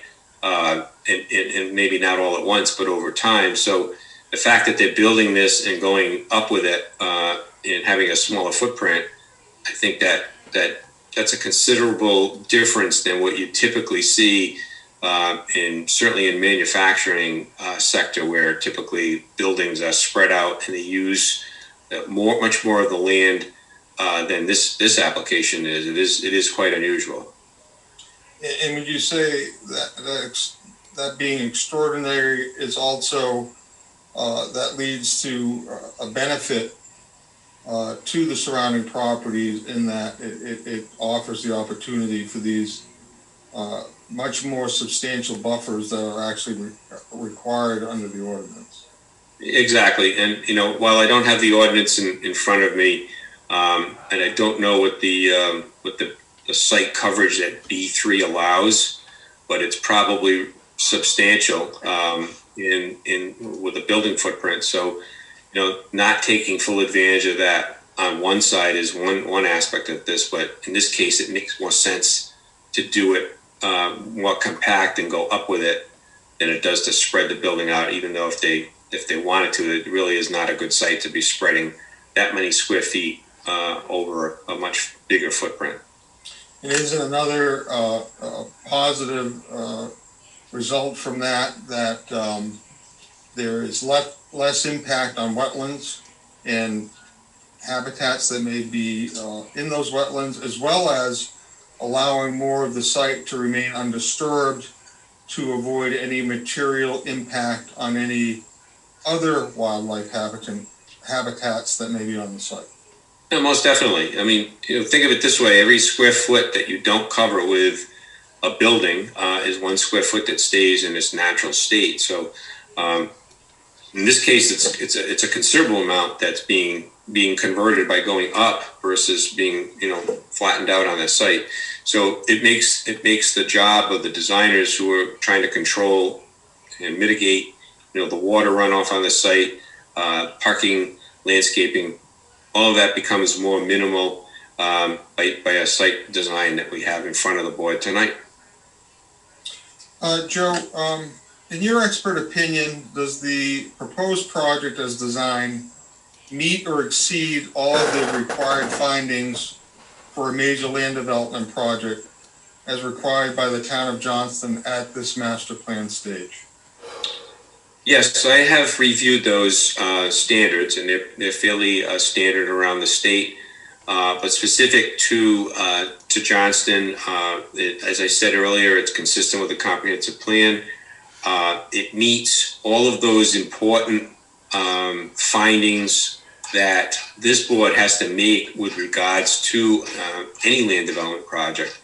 And those we've already touched on this evening, but again, it's being in compliance with the zoning ordinance, not creating lots that are unbuildable, no significant environmental impacts, at least at this early stage of the master plan that we've identified.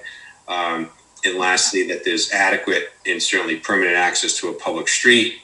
It's described with two main access points in and out, and one of them in close proximity to the I-295 interchange. So again, in my opinion, it meets those standards for a land development project at master plan.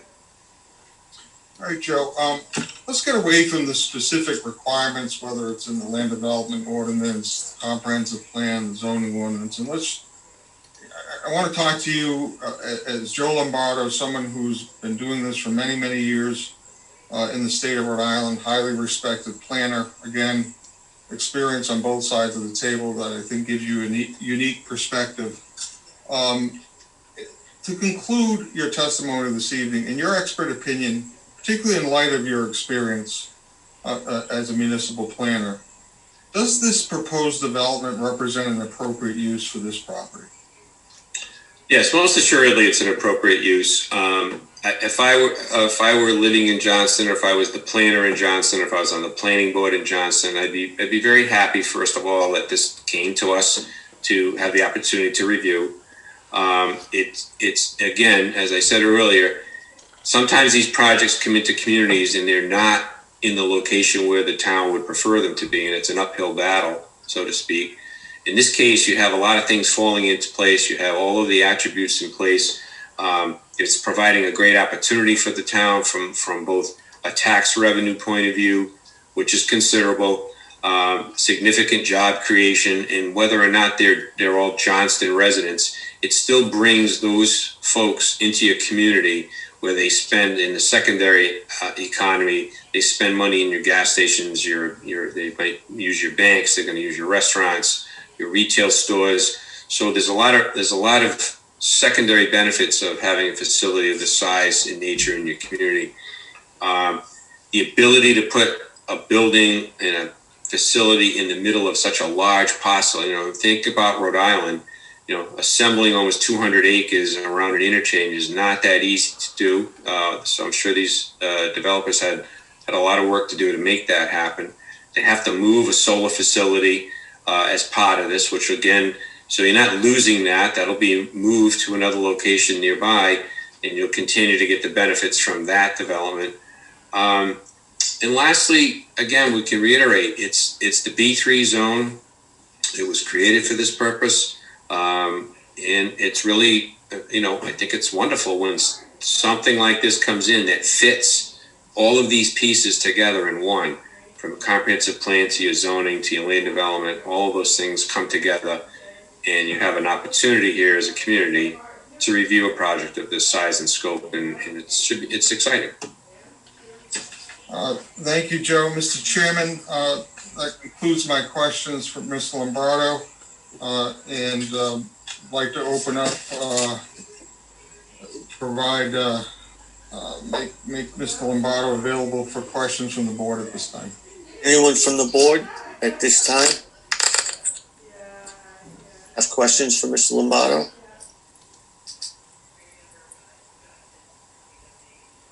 There's no hands raised, Mr. Chair. Okay. I just have a couple. So again, just so people in the audience and the public understand,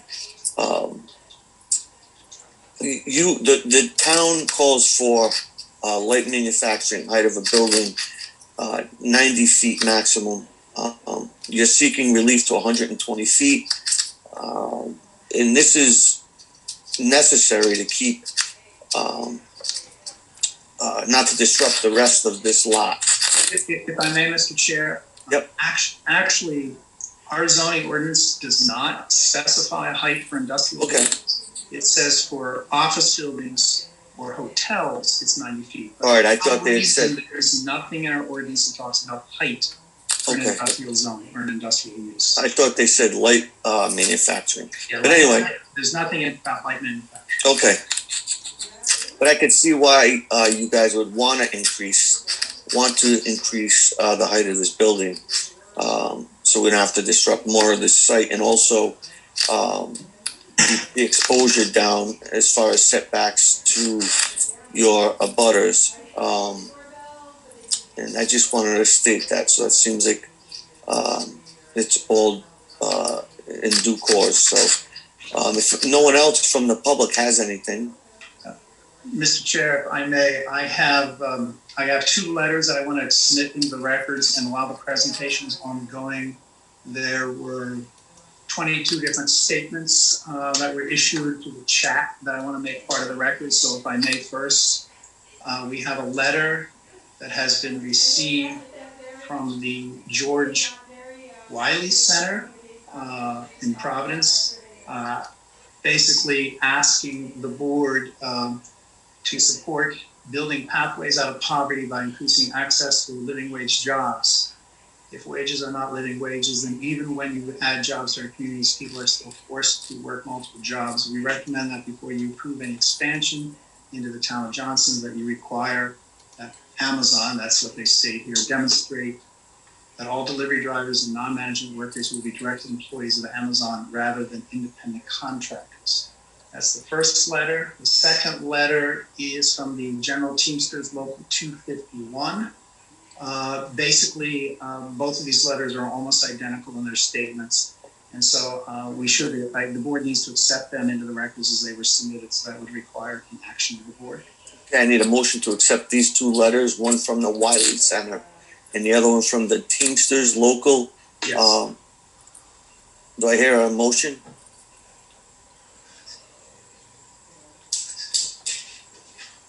A motion to accept the letters in from the Riley Center and local, what was there? 251. 251 Teamsters. Yep, Teamsters, allowing the letters to be welcome into the board. Into the record. Do I hear a second? Second. All in favor? Aye. Aye. Aye. Aye. All opposed? All right, very good. They're in the record. And so, Mr. Chair, there are, if people on the board want to look at it, there is the question and answer box on the bottom of your screen. So far, there have been 27 questions and answers that have been going back and forth. I would like to make those part of the record, so if the board would just accept those questions and answers as part of the record. Yep, we just need a motion to accept the questions and answers from the public into the record. We'll make a motion to accept the Questions and answers. these questions into the record. Okay, do I hear a second? Second. All in favor? Aye. Aye. Aye. All opposed? Not hearing any, very good. So if you're ready, Mr. Chair, I can start identifying the people who have raised their hands so that they may speak. I'll read the name. Then I will find them, turn on so they can speak to you. All people who are identified need to give their name and their organization if they're representing an organization, and their address. Be sworn in by our stenographer, and 3-minute limit. speak. And we're limiting speaking to 3 minutes, given the number of people we have on site. The first person here is Lauren Nidell, I think I'm pronouncing that correctly. Mr. Chairman, Mr. Della, before you go into the public comment, I just, for the record, I'd like to state that we'd like to reserve the opportunity at the end of the public comment to respond to public comment and to conclude the presentation of our application. I'm sure you guys will be able to respond one by one, maybe as they ask. It may be more efficient, Mr. Chairman, to do it kind of at the end, but I'll leave that to your discretion. It's just, I don't know what Tom thinks, but there are so many people out there. It may be tough to do it all at once. Okay. At the moment, there are 8 raised hands. Okay, so we'll see how it goes. Okay. All right, Tom, do they need to have their video on? What I'm doing, Mr. Chair, is once I recognize them, I'm unmuting them, and I have unmuted Lauren Nidell, or however you pronounce it. All right, is there a requirement for having their video on or no? We're just having them speak tonight. Okay, all right. Hello? Yes, we can hear you. Hi, again, my name is Lauren Nidell. I live in Chepachet, Rhode Island. Needs to be sworn in. Yeah, she needs to raise her hand. Will you raise your right hand, please? I can't see if it's raised. Well, Yep, you're gonna have to assume she has. Okay. Do you solemnly swear that the testimony you're about to give will be the truth, the whole truth, and nothing but the truth? So help you Well, God. I'm not giving testimony. I'm just asking questions, so I'm not. You still have to be sworn in, please. It's basically yes, the same questions thing. that I say will be truthful. Okay. Could you spell your name for the record? Yes, it is Niedel, and thank you. You actually pronounced it correctly, which is a first. It is Nidell. I appreciate that very much. Okay, go ahead, Miss Nidell. All right, there's a couple of different questions that I have, and I know I have to be brief. One question is, how many acres of trees will be cut down for this facility and the surrounding property? I think it's been testified, Mr. Chair, that about approximately 36% of the site Will be cleared. will be cleared. But how many acres of trees is that 36%? Just so we can get a visual. I think it was 74, maybe, or no? Yeah, Mr. Chairman, if I may, the testimony of Ms. Riley indicated that 70 acres.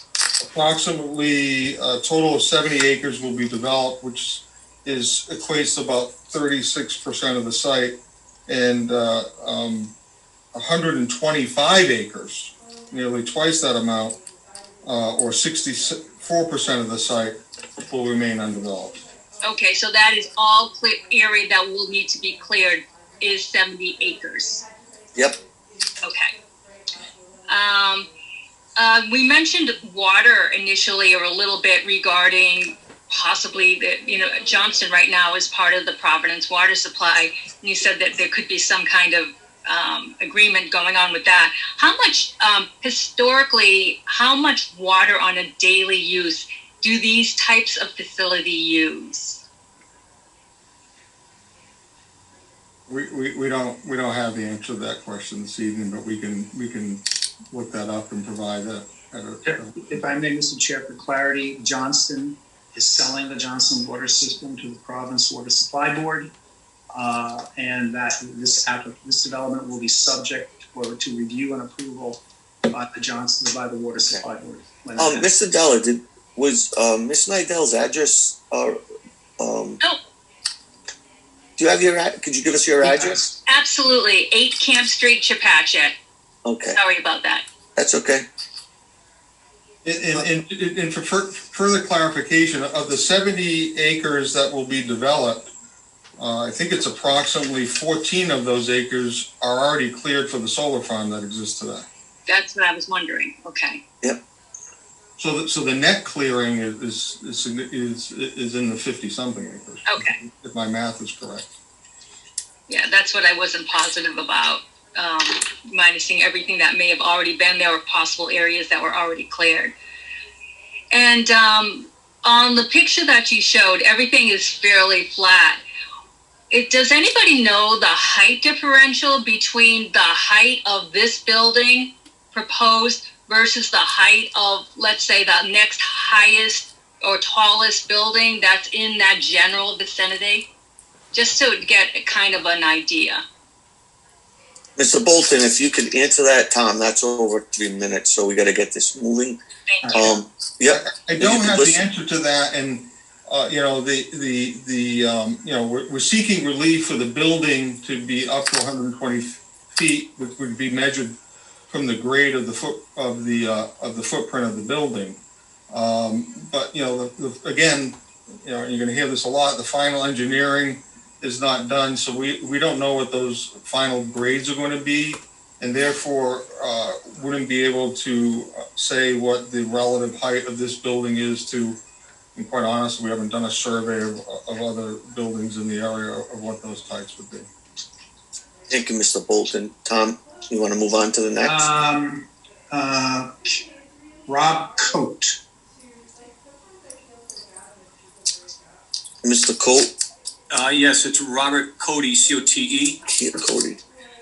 Could you please state your name and your address?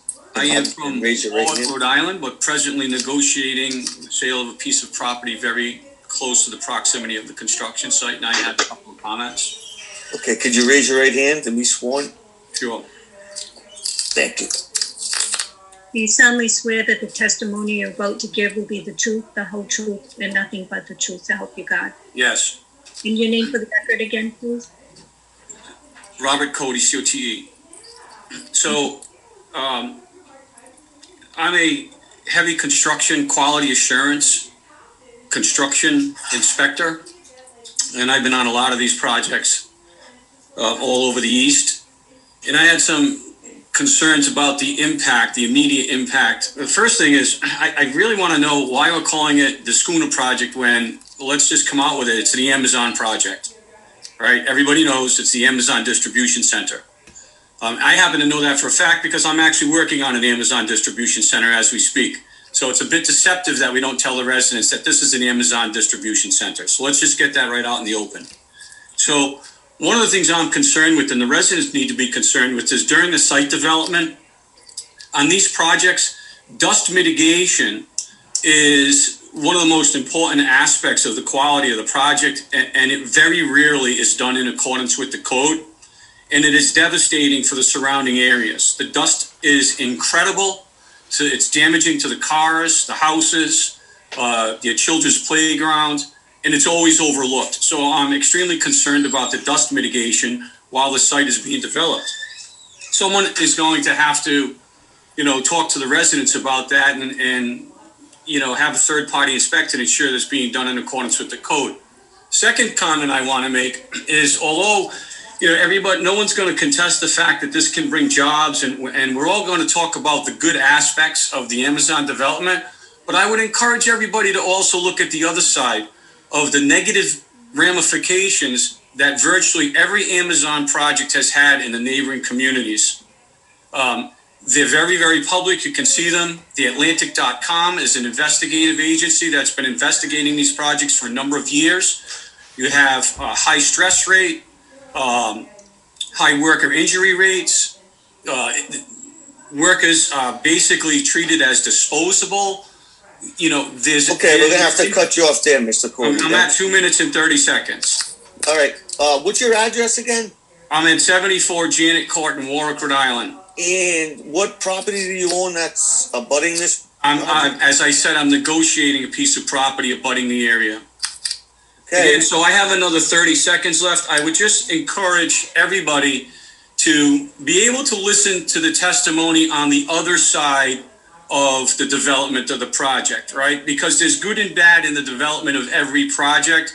And I would hope everyone keeps an open mind and does their due diligence to look at the negative side of the development of these projects in close proximity to neighboring areas. Thank you. Thank you. Next, Mr. Chair, I got my old glasses on tonight, so I'm having a hard time reading these names. Karen Belli, I think it is. I've turned that on. Yes, that's Karen Belli. Yep. We need your address, and also you need to be sworn. Okay. My address is 1 Gray Cove Lane. Would you raise your right hand, please? Oh, I'm Right hand raised. Do you solemnly swear that the testimony you're about to give will be the truth, the whole truth, and nothing but the truth, so help you God? Yes, I do. And now you can do your name and address, sorry. Karen Belli, Caren. Last name is Belli. I am at 1 Gray Coach Lane in Western Cranston. I thank Mr. Cody for his remarks, and I could not agree more with his perspective. And that is part of what is motivating me to come before you today. I do hope that you will hear the other side of the proposal for building. I heard some things today at the meeting that were concerning. I apologize if the question has already been asked, but I'd like to have a definition of what undeveloped means, please, because I understand that 64% of the site will be undeveloped, but that doesn't necessarily speak for the percentage of the site that would need to be destroyed in order to develop that, 36%. I understand that in order to do construction, you have to do destruction, even if whatever you're building is relatively small in proportion to the entire site. That is question number one. Number two, I wondered about the viability of jobs that would be coming to the area, because as I understand, most of that building will not be occupied by people. It's going to be a storage facility. So I will pause to have someone answer my questions, please. If I may, Mr. Chair. please. Based on the application that we're looking at this point, undisturbed means exactly what it says, undisturbed. It will not be touched. 64% of the property, this site. Okay. And I do agree with Mr. Coate on the job, the stress and the culture at what we understand to be Amazon. And I'm wondering really about how many jobs this can bring to the state and why we cannot have this project built on, let's say, a brownfield site or a currently vacant lot, or in one of the areas where there are shopping malls that are no longer in operation. Why do we have to pick this site? This is a Town of Johnston Public Planning Board meeting. It's a public hearing. Yep. And I'd rather hear from Johnston residents as to proposing. As to proposing, if I could speak. Where I live. So this will impact me, right? I'd rather hear from Johnston residents in regards to their concerns, as opposed to you proposing different land sites for this project. It was brought to the Town of Johnston. We've accepted the application. We're hearing the application, and we have to rule as to the viability and also whether it conforms to the Town of Johnston's comprehensive plan. So I'd like to keep it to that right now. If we have time at the end, we can certainly ask other people from the public, and I don't want to shut you guys out, but am I off base, Mr. Della?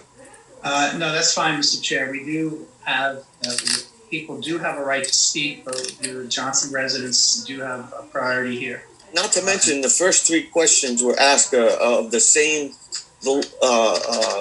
type questions in regards to clearing space and dust mitigation and worrying about Johnston residents when they are not Johnston residents. They live out of town. This is a Johnston Planning Board project. Next, Mr. Chair, is Greg Mancini. Hello, can you hear me? Yes. Thank you, Mr. Chairman. Want to get sworn in? Yes. Raise your right hand, please. Yeah. Do you solemnly swear that the testimony you're about to give will be the truth, the whole truth, and nothing but the truth, so help you God? Yes, I do. Thank you. And state your name again for the record. Gregory A. Mancini. Thank you. Your address, please. Mr. Chairman, my work address is 134 Thurber's Avenue in Providence. I gave you my work address because I represent an organization that has many Johnston residents in it. Okay. And so What's the organization? The organization is called Build Rhode Island. Okay. We are an organization comprised of 4 contractor associations, Rhode Island-based contractor associations, and 17 construction trade unions. Actually 18, I'm sorry, no, 17. And we represent about 10,000 local construction trade workers. The contractors from the 4 contract associations, we probably have in total almost 400 contractors, and several of them from Johnston also. I know that you had mentioned earlier about focusing on the your comprehensive plan. I honestly offer no opinion on that. I will briefly say that on the positive side, that this project will create a lot of very good middle-class construction jobs for Johnston residents and Johnston contractors over a sustained period of time. This is a very big economic development opportunity for the state and for Johnston residents. And so I hope that to the degree you can weigh that, I hope you do. Obviously, the project will also bring a significant amount of tax revenue, which I think would be good for the city. And I do agree with you relative to your previous comments. You know, someone talked about alternative sites. I mean, there may be other, you have to have a buyer and a seller. Right now, you've got a buyer and a seller in your community, and you're going to discharge your responsibilities. So any weight you can give to the enormous economic impact to the citizens of Johnston is appreciated. I know in their testimony, Mr. Bolton had stated that there'd be a pretty significant job opportunities for the people in Johnston, and not only Johnston, but as far as construction is concerned, probably outlying areas. I appreciate your testimony. Mr. Bolton, you'd like to? Yeah, Mr. Chairman Lorito, to answer your question, you're right.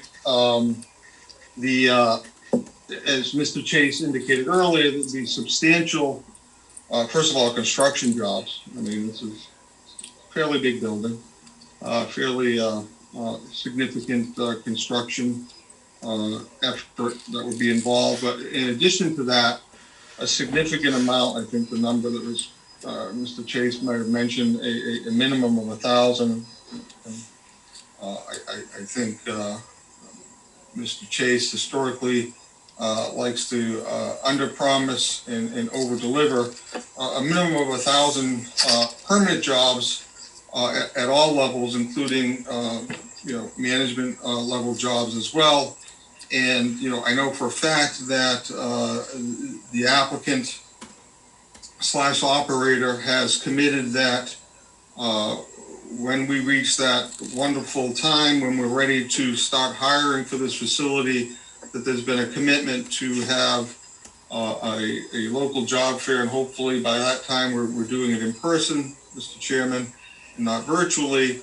A job fair in Johnston to facilitate priority for these jobs for the residents of Johnston who will be hosting this facility. Thank you. I have one other thing to say as far as the name of the company or whatever. We're in master plan here. Again, this is for the public. It's very common that there isn't a tenant or a name of a company that's coming into to a project like this. There are a lot of obstacles and things that we have to overcome before this comes to fruition. So that's not of any concern right now.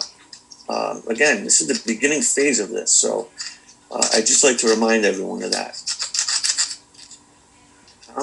Next, Mr. Chair, is Stephen Ucci. Mr. Ucci. Can everyone hear me? Yes. Good evening, Mr. Chairman, members of the Planning Board. Barry, would you raise your right hand, please? Certainly. He's an attorney, I believe, correct? That's okay. I'll tell the truth anyway. Go ahead, Mr. Ucci. I do, so. Okay. Thank you. So I want to compliment the Mr. Bolton and the developer for their excellent presentation to us. I've been a lifelong resident of Johnston. My daughter's the fourth generation to live in town. I live about a mile from the facility on Oak Swamp. And we've always known something was going to be developed on this parcel. It was just, what is it going to be? And I think it's incumbent upon this board to really look at what the impact is going to be on the residents. No matter what is there, it's going to generate traffic. I think what this project affords us the opportunity of is to look at something very different. And because we're in the preliminary phase, there's plenty of time to do this.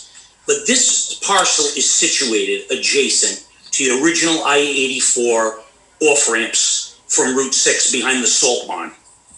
This is easily accessible from there to work with DOT to make it safer and easier for the workers in the trucks to get in and out of the parcel from the rear of the facility. If you look at the site map, the southern part of that site map has a small nub. If you took that nub and extended about 200 feet, you hit the state land 200 to 300 feet, and you are behind that section of the off-ramp of 295. Now, I know people are going to say you can't build ramps, all of these things. This is why we're in the preliminary phase. I think all of this should be exhausted because, quite honestly, if this is built in that area, in the woods, it would not impact the people of West End. However, if you put that driveway between Carreri and Progressive where this is going, my fear is going to create a tremendous bottleneck to the folks in Clearview, the folks up in Bishop Hill, in Westbound, and all the way through Western Rhode Island. So again, we're early on in this, but I'd really like the developer to meet with DOT, talk with the Johnston officials. This is a great project for us. I've seen in my research where, they've paid over $5 million a year in property tax, where they've done investments in local infrastructure of roadways in Idaho, of a project like this, $14 million. So we can do this and do it right. We have the time to do it. I'd like to welcome the developer with open arms. I just want to make sure we do what's right and we minimize the impact to the residents. Thank you, Mr. Lucci. Also, this is master plan. We haven't gotten to preliminary plan yet, too. So you're right. There's still ways to go on this, and we could still see some changes, significant changes. I don't know, but Mr. Bolton? Mr. Chairman, as we mentioned earlier this evening, and by the way, Attorney Rucci, thank you for your comments and your participation. As we mentioned earlier, we are in the process of preparing a very comprehensive traffic study for this site being done by data engineering Paul Bannon, the preeminent traffic engineer in the state of Rhode Island. If you recall, some members of the board may recall that Paul did the traffic study for the Citizens Bank headquarters project as well. And ultimately, and we have, Attorney Lucci, we have already started our dialogue with RIDOT and have had several meetings with RIDOT. And so far, RIDOT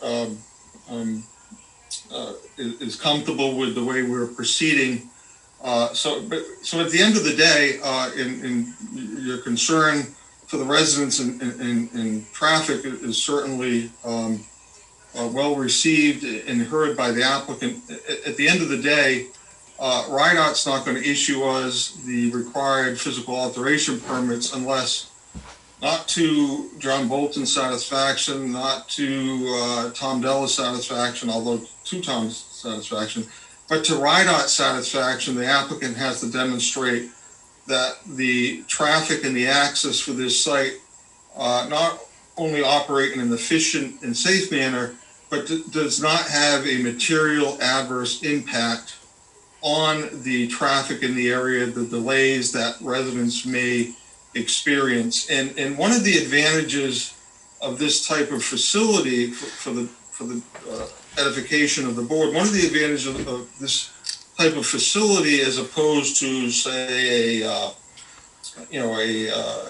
commercial or retail development, and I understand there was a prior master plan approval for a mixed-use retail hotel development for this exact site, a more intense development on less land. One of the advantage of this type of development and use versus those with respect to traffic is the truck traffic can be scheduled such that those trucks can be coming into the site and beyond the adjacent roadways. And again, I mean, we're very close to 295. They're not going to be on the roadways for very long or for a very large length of distance. Can be scheduled such that the truck traffic or the majority of the truck traffic can be scheduled to avoid the peak traffic hours that currently exist out there, as this board's familiar with, the morning peak, morning rush hour, let's call it, or the afternoon rush hour, 4 to 5. The truck traffic can be scheduled to avoid those peak hours to lessen any material adverse impact on the roadways with respect to what the residents of the area will experience. Okay, thank you, Mr. Bolton. The next individual is Mike Zanini. Mr. Zanini, can you raise your right hand, please? Sir. Do you solemnly swear that the testimony you are about to give will be the truth, the whole truth, and nothing but the truth, so help you God? Yes. Thank you. Could you spell your name and state your address, please? Sure. It's Zannini, and my address is 12 Woodlake Drive, Johnston. Thank you, Mr. Zanini. Go ahead. I am within the half-mile circle, the radius that's proposed on the site plan. Mm-hmm. So our concern is the noise level of the trucks running 24 hours a day. I mean, we all know when these trucks back up, it's beep, beep, beep, beep, and you can hear it from other sites that are even further away than what this site's proposed to be.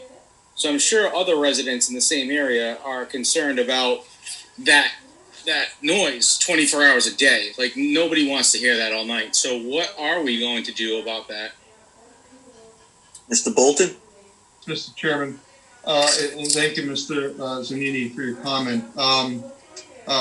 This applicant, this developer, is very sensitive to noise concerns.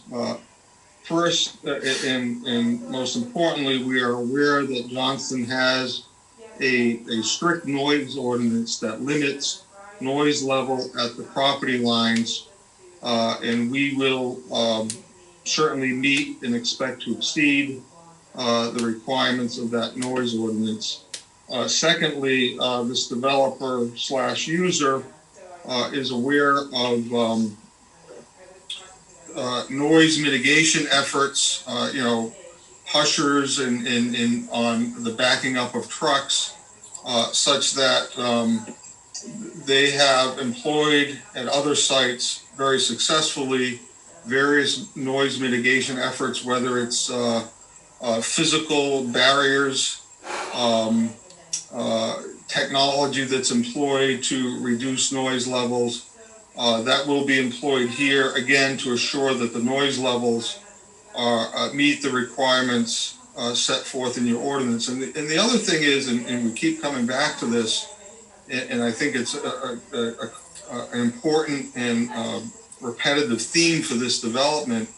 When you look at the distance between the development, the building, as well as the parking areas, to the closest residences, and compound that with the quality of that buffer, that is the natural vegetated state of that buffer, we're quite confident that we can satisfy the noise concerns of our future neighbors.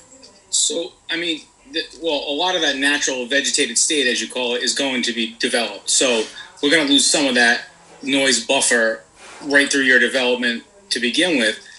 But also, like, when you guys are talking about the buffer and how much distance is between this particular building and then the closest neighboring person, you're speaking as if 1,000 feet is 15 miles. It's 1,000 feet. Like, that's 4 houses down from me is 1,000 feet. I can hear his dog barking. I can see his lights come on at night. So if this is 1,000 feet from me and this place is lit up like a like a Christmas tree all night with the parking and, the lot's got to be lit up. It's got to be safe for the employees. We completely understand that. But how can you say that it's not going to impact local people? It doesn't make sense. I mean, anyone can see that 1,000 feet is not far. And I understand that's great, but it's not enough if you ask me. And you're approximately 2,500 feet from there, correct, Mr. Zanini? I would say give or take, yes. Yeah, okay. They haven't submitted an illumination plan. They haven't submitted a signage plan, just so you know. I'm a Johnston resident myself, so I understand your concerns. Could you speak to that now, or that's something we usually do a little later on? Yes, Chairman Lorito, we will be providing, again, more engineered answers to this. I was talking more from a qualitative standpoint, just knowing, anticipating this issue. And again, with all due respect, that distance isn't going to be cleared. As was testified, 64% of the site, and the majority of that being the perimeter of the site, because we're developing the middle, is going to remain vegetated, and it is going to help us with the mitigation of the sound. So, we'll make note of this again, and we'll come back at the preliminary stage with hopefully more objective and quantitative answers to this question. But I just wanted to state for the record that we are aware of the noise ordinance and the noise requirements, the decibel levels that we have to maintain at the property lines. We're confident we'll do that, and we'll get further into our response on this. And again, Mr. Bolton, they're the applicants developing the middle of the site. So when we say 1,000 feet, it's not 1,000 feet from the building. It's 1,000 feet from the boundaries of the property, correct? No, the building, the closest distance from the building, okay, the nearest residence to the north, which would be the properties that front on Hartford Avenue, and I would respectfully suggest that the noise of Hartford Avenue would have more of an impact on those properties, quite honestly, than our development. The properties to the west, I think the closest one is on Lewis Drive, is in excess of 1,600 feet. And again, that's as Nicole pointed out on the site plan, that's going to remain, heavily wooded because of the wetlands and other aspects. But again, we're gonna address this concern certainly to the satisfaction of your ordinance and to the satisfaction of this board. Thank you, Mr. Chairman. Michael Sabatoni is next. Mr. Sabatoni, could you raise your right hand? I am. Do you solemnly swear that the testimony you are about to give will be the truth, the whole truth, and nothing but the truth, so help you God? I do. Thank you. Could you state your name and your address, please? Michael F. Sabatoni. I live at 22 Peppermint Lane in Johnston, Rhode Island. Thank you. You all set with this spelling, Diane? That would be great. Thank you. I see it on the board. So I appreciate the time. I've been a Johnston resident for 53 years. My professional capacity is president of the Rhode Island Building Trades, representing 10,000 members, 17 trade unions. I'm also the business manager, secretary treasurer of the Rhode Island Laborers District Council. Another 7 local unions, 10,000 members, public and private. Some of the public employees work for the town of Johnston.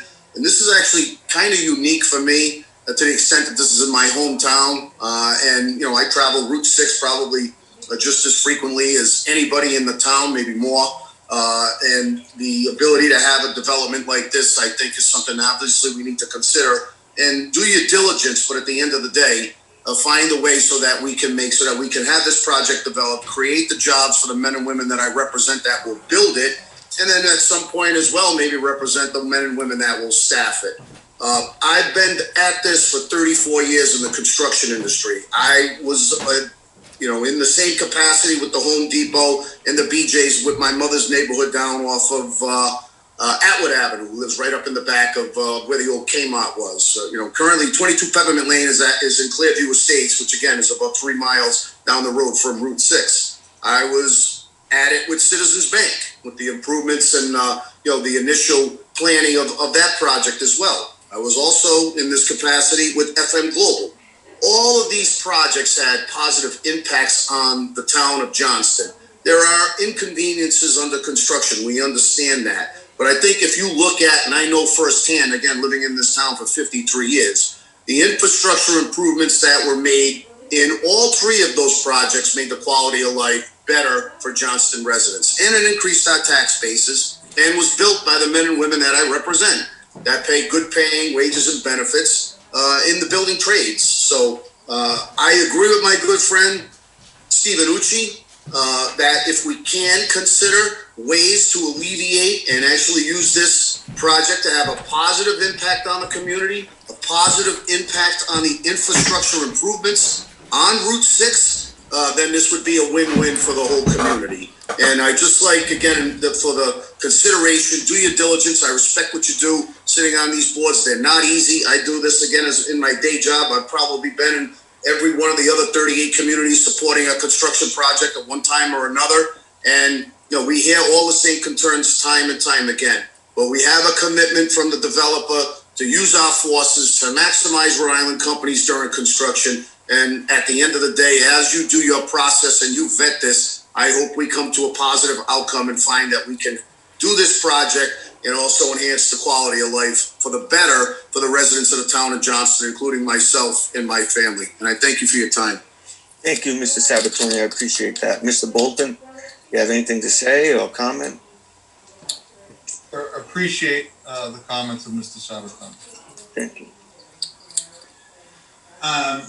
Mr. Chairman, next is S. Connor. Mr. Connor or Miss Connor? Sean Connor. Sean Connor. Could you raise your right hand, please? I am. Go ahead. Do you solemnly swear that the testimony you're about to give will be the truth, the whole truth, and nothing but the truth to help you God? I do.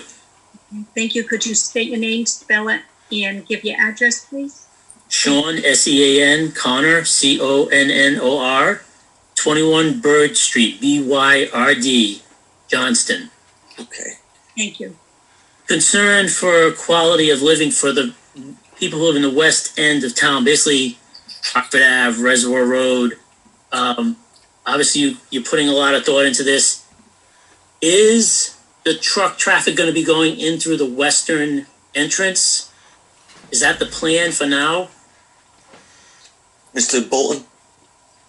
I think that's what's shown now, but again, there's been no final decisions made. It's just really kind of shown for a conceptual standpoint, but nothing's guaranteed yet. No final decisions been made in no small part due to the fact that we're still in dialogue with DOT. We need to listen to their suggestions, their input, because ultimately they're the permitting authority to make sure that the traffic works in a safe and efficient manner. So that no final decisions been made on that. Again, Mr. Connor, this is the initial phase of the 3 or 4 stage process here, so it could change significantly again. So okay. Quick question. I don't want to take up a lot of your time. So that's okay. The map that is in the package, it shows the property boundary lines are going down to Reservoir Road at Lewis Drive and Wayne Drive. Is the town abandoning the roads? Let me answer that, Mr. Chair. Those are not town roads. That is private property. They're private driveways. Those are private right-of-ways. The applicant, Bluewater Properties, is buying the parcel that owns those 2 access routes. No access to Reservoir Avenue will be allowed from this project, is proposed from this project. So there'll be no future use? No future use. To use as a driveway onto the site? Those are private roads. If they wanted to use those roads for future use, they'd have to come back to the planning board and seek approval. There is no use permitted through this application. And let me take the record on behalf of the applicant that there's no use of those roads proposed to access this site. And I did ask the question in the chat earlier. We don't have a definite total height of the building for now. Well, the height is proposed at 120 feet. So, do we know how far above, I live on Bird Street and I'm above Hartford Avenue. Am I gonna be looking out my window and seeing the top of their building with the lights blaring? Mr. Bolton, that's something that we have to get into later. They don't have an illumination plan, as I said, but there are lighting ordinances in the town also. So I don't think anything will be blaring, but as far as the grade and how high off, I would leave that to you, Mr. Bolton, or Nicole. Yeah, we're not further along, Mr. Chairman, we're not far enough along with the engineering to. All right, I just asked that. And I don't want to speculate, I only want to provide an answer if we're confident that. Yeah, and the last question is, the eastern border of the property lines, I believe there's a high-pressure gas line over there. Correct. Do you plan on making use of the gas line? What? Do they plan on tapping the line to, like, heat the building? Any plans on that? I don't. But they're just gonna leave it alone, okay. No, we don't know yet, Mr. Connor. Like, all right. Yeah, it's just not far enough along. Okay, that's it for now. Thank you. Okay, thank you. And just for the record, Mr. Della is correct. We're seeking relief to go up to a height of 120 feet. We don't know the final height of the building yet. We know it won't be higher than that. It hasn't been determined yet. Next with the hand raised is Councilman Robert Savetti. Hello, Mr. Savetti.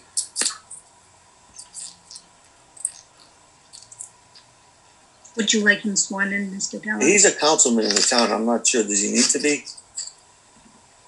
He doesn't need to be, but he's not unmuting himself, and I can't. Oh, he's on now. Okay. Man, sorry about that. My screen froze. Okay. No problem. I appreciate your time this evening. You know, a few questions were asked already that, you know, I was looking to pose, but I just want to reiterate, obviously, the biggest concern of the people up here on the west end is the traffic. Mm-hmm. And I think, you know, I know it's a preliminary plan, and hopefully as this moves forward, we get a traffic study that would be very detailed, that would actually include the number of, you know, vehicles you anticipate in and out of there, mainly tractor trailer trucks.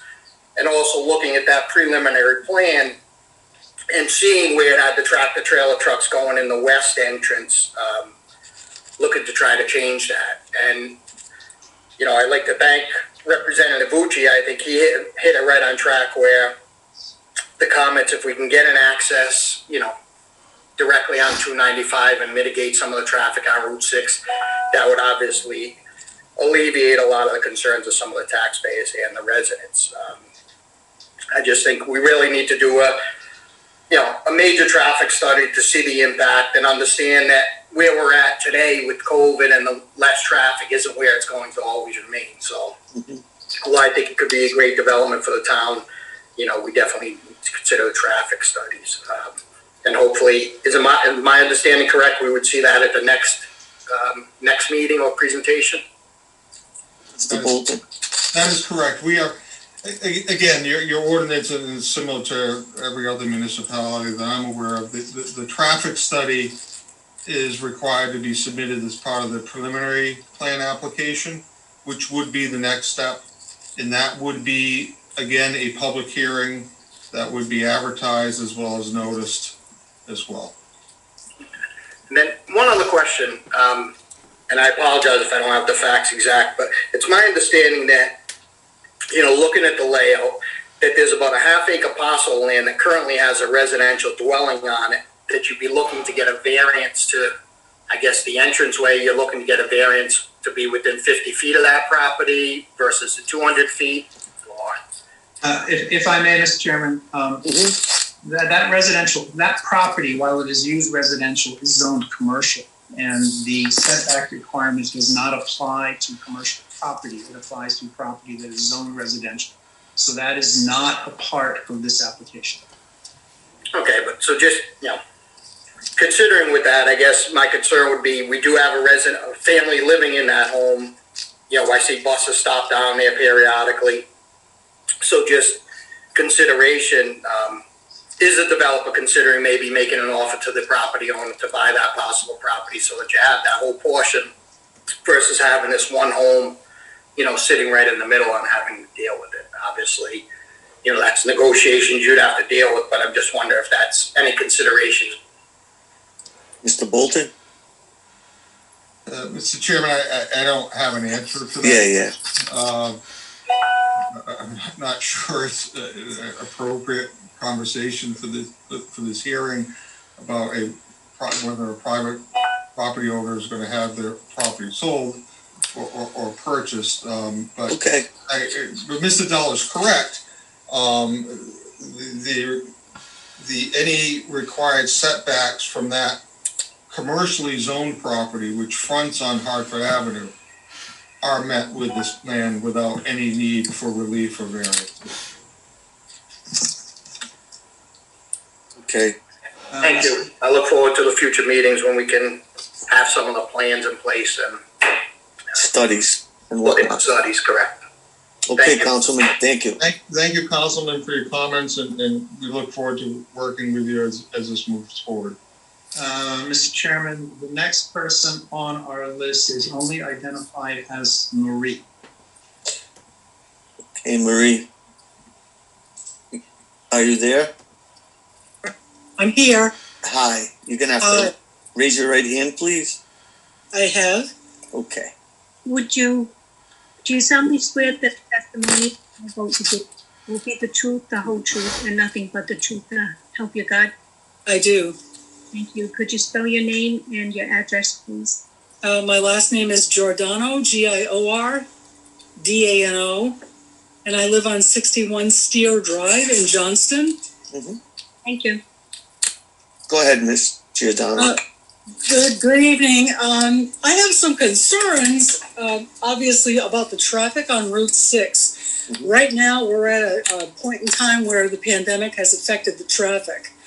When you talk about rush hours on that road, a couple of things come into mind. A couple of years ago, DOT did a very nice thing for us folks who have to access the Oak Swamp area by getting us off the main road and giving us sort of a small drive-through with a light that controls for us.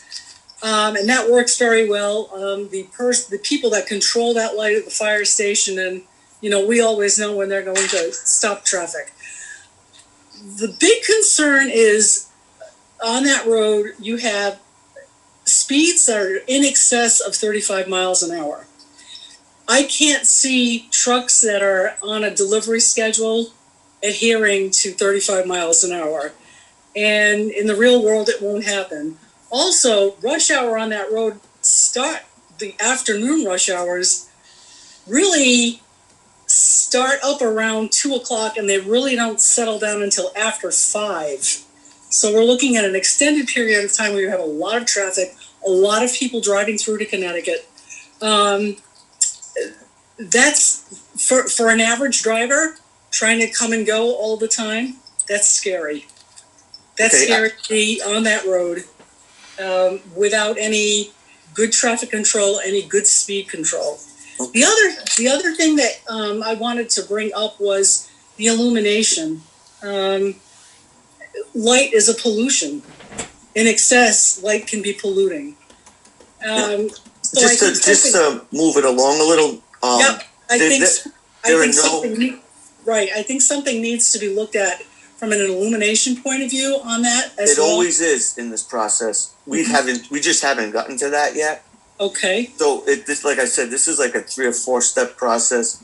We haven't looked at illumination yet. That'll come in the next phases of this project. As far as the traffic, I appreciate your comments. I'm a Johnston resident. I use the area a lot myself.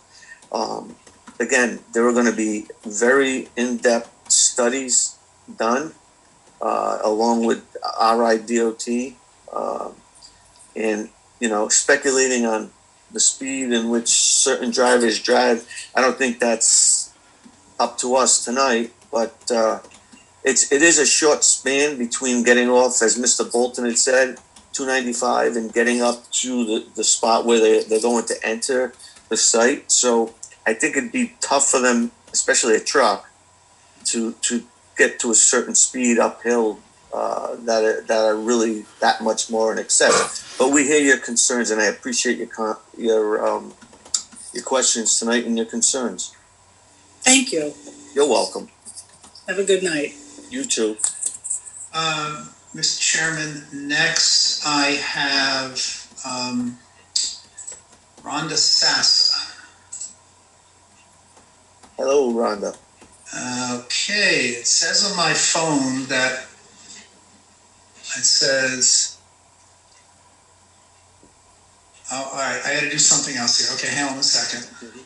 There we go. Are you there, Rhonda? All right. Would you raise your right hands, please? Do you solemnly swear that the testimony you're about to give will be the truth, the whole truth, and nothing but the truth? So help you God. You're muted. You're muted. You're muted. I can't hear.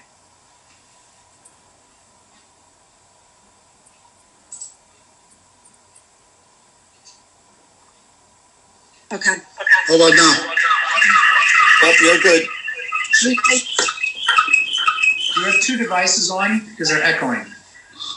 Let me just. Would you raise your right hand, please? Do you solemnly swear that the testimony you're about to give will be the truth, the whole truth, and nothing but the truth? I do. Could you spell your name and your address? Mohamad, Mohammed Yasser, Yaser, Sassa, 18 Lake View, Johnston, Rhode Island, 02919. Thank you. You're welcome. Go ahead, Mr. Sassa. Mr. Chairman, I wish you would give me a little bit more than 3 minutes. This is not fair. I'm the only one directly affected by this project. I'm not a half a mile, I'm not a quarter mile, I'm 50 feet away from the entrance. So I beg you, and I know the rules and regulations, there's no such 3 minutes. This is a major project, and I have to deliver what I have to say. No, I hear you, Stan. If you're only gonna give me 3 minutes, it's not a reason to talk at all. No. Listen, Sam, I know you're upset. This looks like you're upset, but listen, let me speak.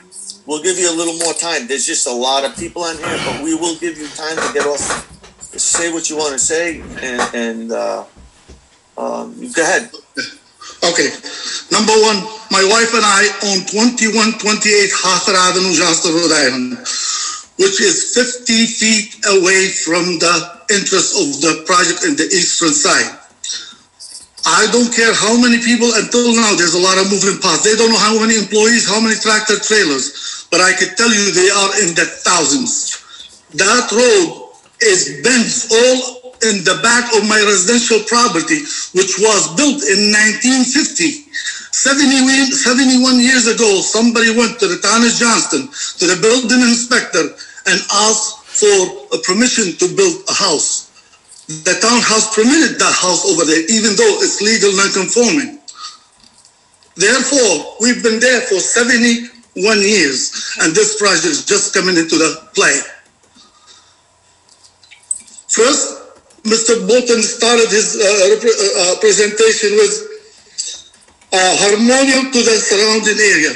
How could it have been harmonious to the surrounding area? How could you look to me in the eyes and tell me harmonious to the surrounding area when you are 50 feet away from my house, driving thousands of cars on a daily basis? The light's gonna be shining on the bedrooms in the back, the noise, the dust, the blasting while they're gonna be when they begin constructing.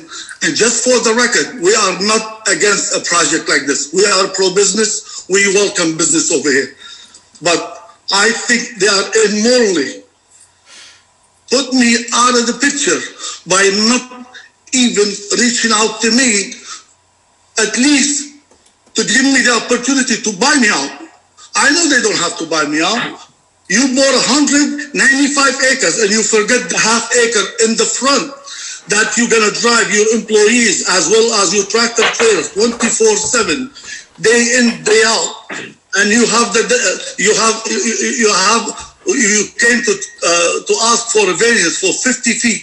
I know Mr. Della said it doesn't have to be because B3. No, I've been 71 years of residential. You can now change it. It's been legal non-conforming for 71 years. How could you change all this time? That's one. All these cars, they're going to be driving all around the back of my house. If you see the road on the map, and the light, they're going to be shining right to the 3 bedrooms in the back. That is, thank God, a rental property. I do have a gentleman who's been there over 4 to 5 years. He has a child who goes to school. The school bus stop at the Hartford Avenue and picks her up on a daily basis. I'm not going to play the victim that to say, oh, they didn't buy me out, I'm going to cry foul. No. I tell you, I'm for economic development. I'm for a project. As I have mentioned in front of a lot of people, and I stand behind my word, I put the town interest in the front of my wife and I interest. Because if this project is good for the whole town, it's better to be this way than it be good for me. But I find it immorally to buy 195 acres surrounding the whole area, and forget the half an acre which you're gonna impact the most. Hundreds of cars they're gonna drive back and forth. I'm not gonna go to traffic or anything else. All I'm gonna tell you, each one of you put yourself in our shoes if you own that house. I already talked to the tenant. He definitely want to move out, and hopefully I could find some other use to the property. I mean, the dust, the noise, the traffic, the lights, etc. 50 feet. I'm not talking about 1,000 feet, half a mile, quarter mile, and the building is 1,000 feet, and all these trucks with the reverse parking noise, beep, beep, beep, is gonna keep them up all night. Enough talking about this issue. I'm going to put my hat as a taxpayer now. Forget the house. They buy me, they don't buy me, okay. I'm still for the project. And I wish the town all the luck with all the job they're going to bring and the taxes to the town, etc., because I'm pro-business. Now, Mr. Bolton mentioned that $300 million is going to be invested. I want to see how much of that $300 million is going to be taxable as far as property tax, or tangible taxes. Whatever that number, because they are right now at the master plan of review, and Mr. Chairman, you know I have sat on this board before, and I do know some of the rules and the regulation. Right now, with the master plan, if you approve them tonight, and I hope you approve them, they're going to be vested in. That means you got no way out. They're giving you peace plan. Whatever they're gonna shove it down to your throat and the town, you're gonna take it like a champ. And last and not least, I hope from God, they're not gonna come later on and ask for tax treaty. Because they have done it elsewhere, I heard. I wanna make sure there's no tax treaty. Whatever the money they're gonna spend, they're gonna be taxable on it. Secondly, when the end user, whatever they call it a different name, we know it's going to be Amazon. Every truck bring merchandise to Amazon. Every small pickup truck pick up merchandise from Amazon and deliver it to the surrounding area must be registered in the town of Johnston. They are using our roads, they're going to pay taxes like us. My wife has a car, she uses it hardly 10 times a year. And we pay plenty of money for a car tax. All these trailers, they're going to be registered in different states that they don't apply the car tax on them, but they're going to use our roads. That must be part of I don't know if it's going to be at this stage or next stage, but I hope the planning board will pay attention to that.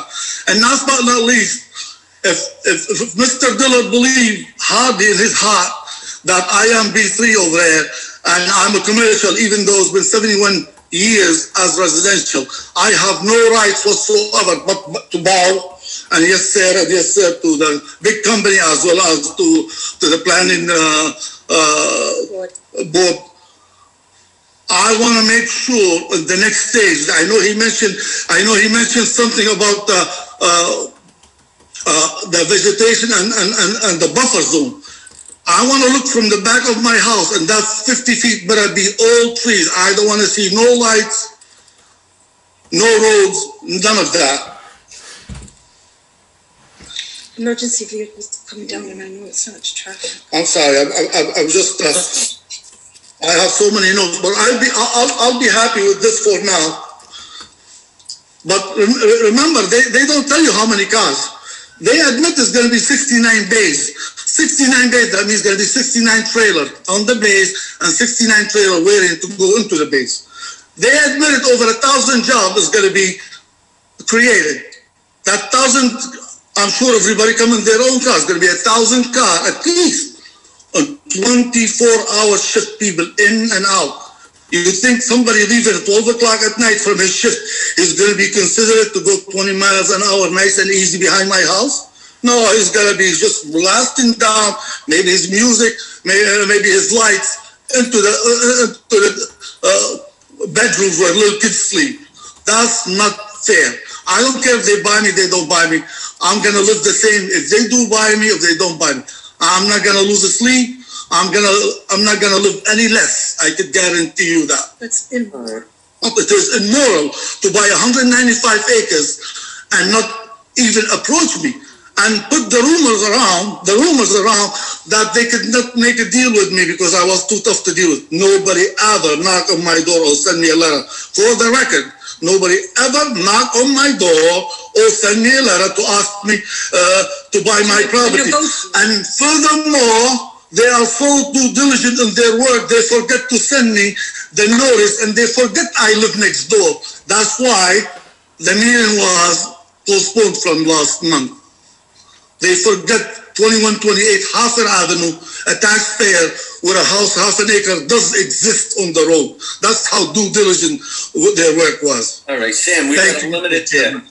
Do I get any time? Yeah. Do I get any time? I'm sorry, Rhonda, not now. We have. Can I just say one thing, because this is the only thing I'm worried about. You have to be sworn. Raise your hand. Okay, I'll be sworn. Just one thing, please. Do you solemnly swear that the testimony you are about to give will be the truth, the whole truth, and nothing? Absolutely. Yes. Thank you. Go ahead, Rhonda. So I know there's no traffic study done, but this is my worry, okay? Because my husband gets so nervous. We know he's not the healthiest person in the world. The one thing I worry about, because my son was an EMT, Situate, he would come down Hartford Avenue in his emergency vehicle. Time is of the essence. If anybody up here is taking a heart attack, God forbid, could be anybody in my family, your family, anyone who lives on the West End. When it gets busy down there and that ambulance is coming down there, trying to get onto the highway to get you to the hospital to save your life, we need to consider those emergency situations coming down Hartford Avenue. That's my worry. That's my worry. And there's a lot of families that live up here, and we all know each other. This is a tight-knit community. As my husband said, we welcome them. We are business people ourselves. We welcome them with open arms, truly. Truly. But we want everybody in this town safe. I've been in this town for it'll be 56 years I've lived in Johnston. And what has happened in developments are amazing, and we love them. That's right. The administration has done an amazing job, okay? We absolutely agree about that. We just want everybody safe, and that's the most important thing. God forbid. I'm sure the fire department and the other thing, hold on, wait a minute. The other thing, because I know what you're going to say. The fire department, we're going to need more firemen. The height of that building, we have to consider if we have apparatus that's going to be able to get to the top. God forbid, the fire. I appreciate it. I'm not trying to cut you off. I know. Thank you.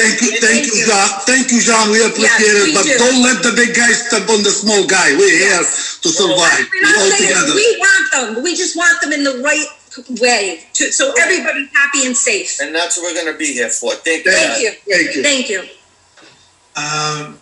Mr. Chair, I have I don't know if Greg Mancini's raised his hand again or not, or if he didn't take it off. Who? Greg Mancini. Oh, Mancini.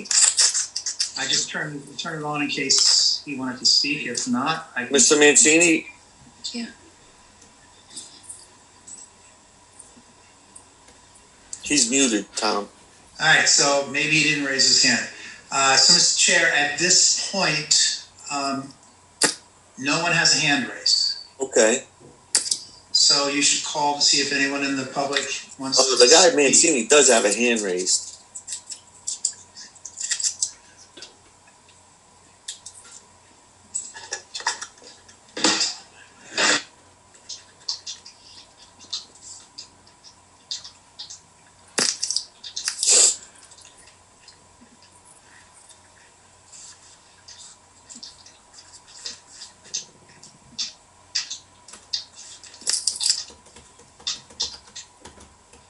No one has raised their hand, Mr. Chair. Okay. All right, he took it down. Okay.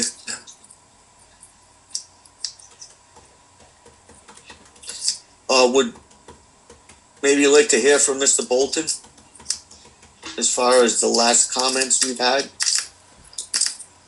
Yeah, thank you, Mr. Chairman. First, I would ask, based on public comment, if any members of the board have any additional questions for our team this evening, would be my first question. Anyone from the board have any other questions? Mr. Chair, all the members of the board at this point, since we're on the verge of closing the public meeting, should probably turn on their video. Okay. Board members, please put your video on.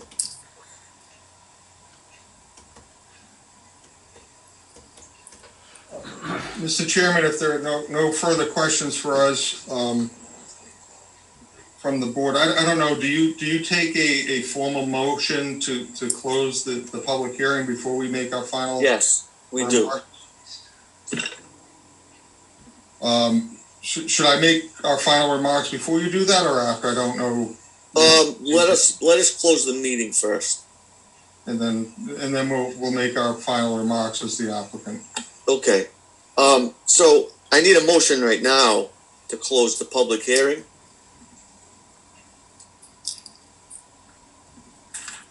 Make a motion to close the public hearing? Peggy Passarelli makes a motion. Do I hear a second? I'll second that. Nicole Pope, seconds. All in favor? Aye. All opposed? Not hearing any. The public hearing is now closed.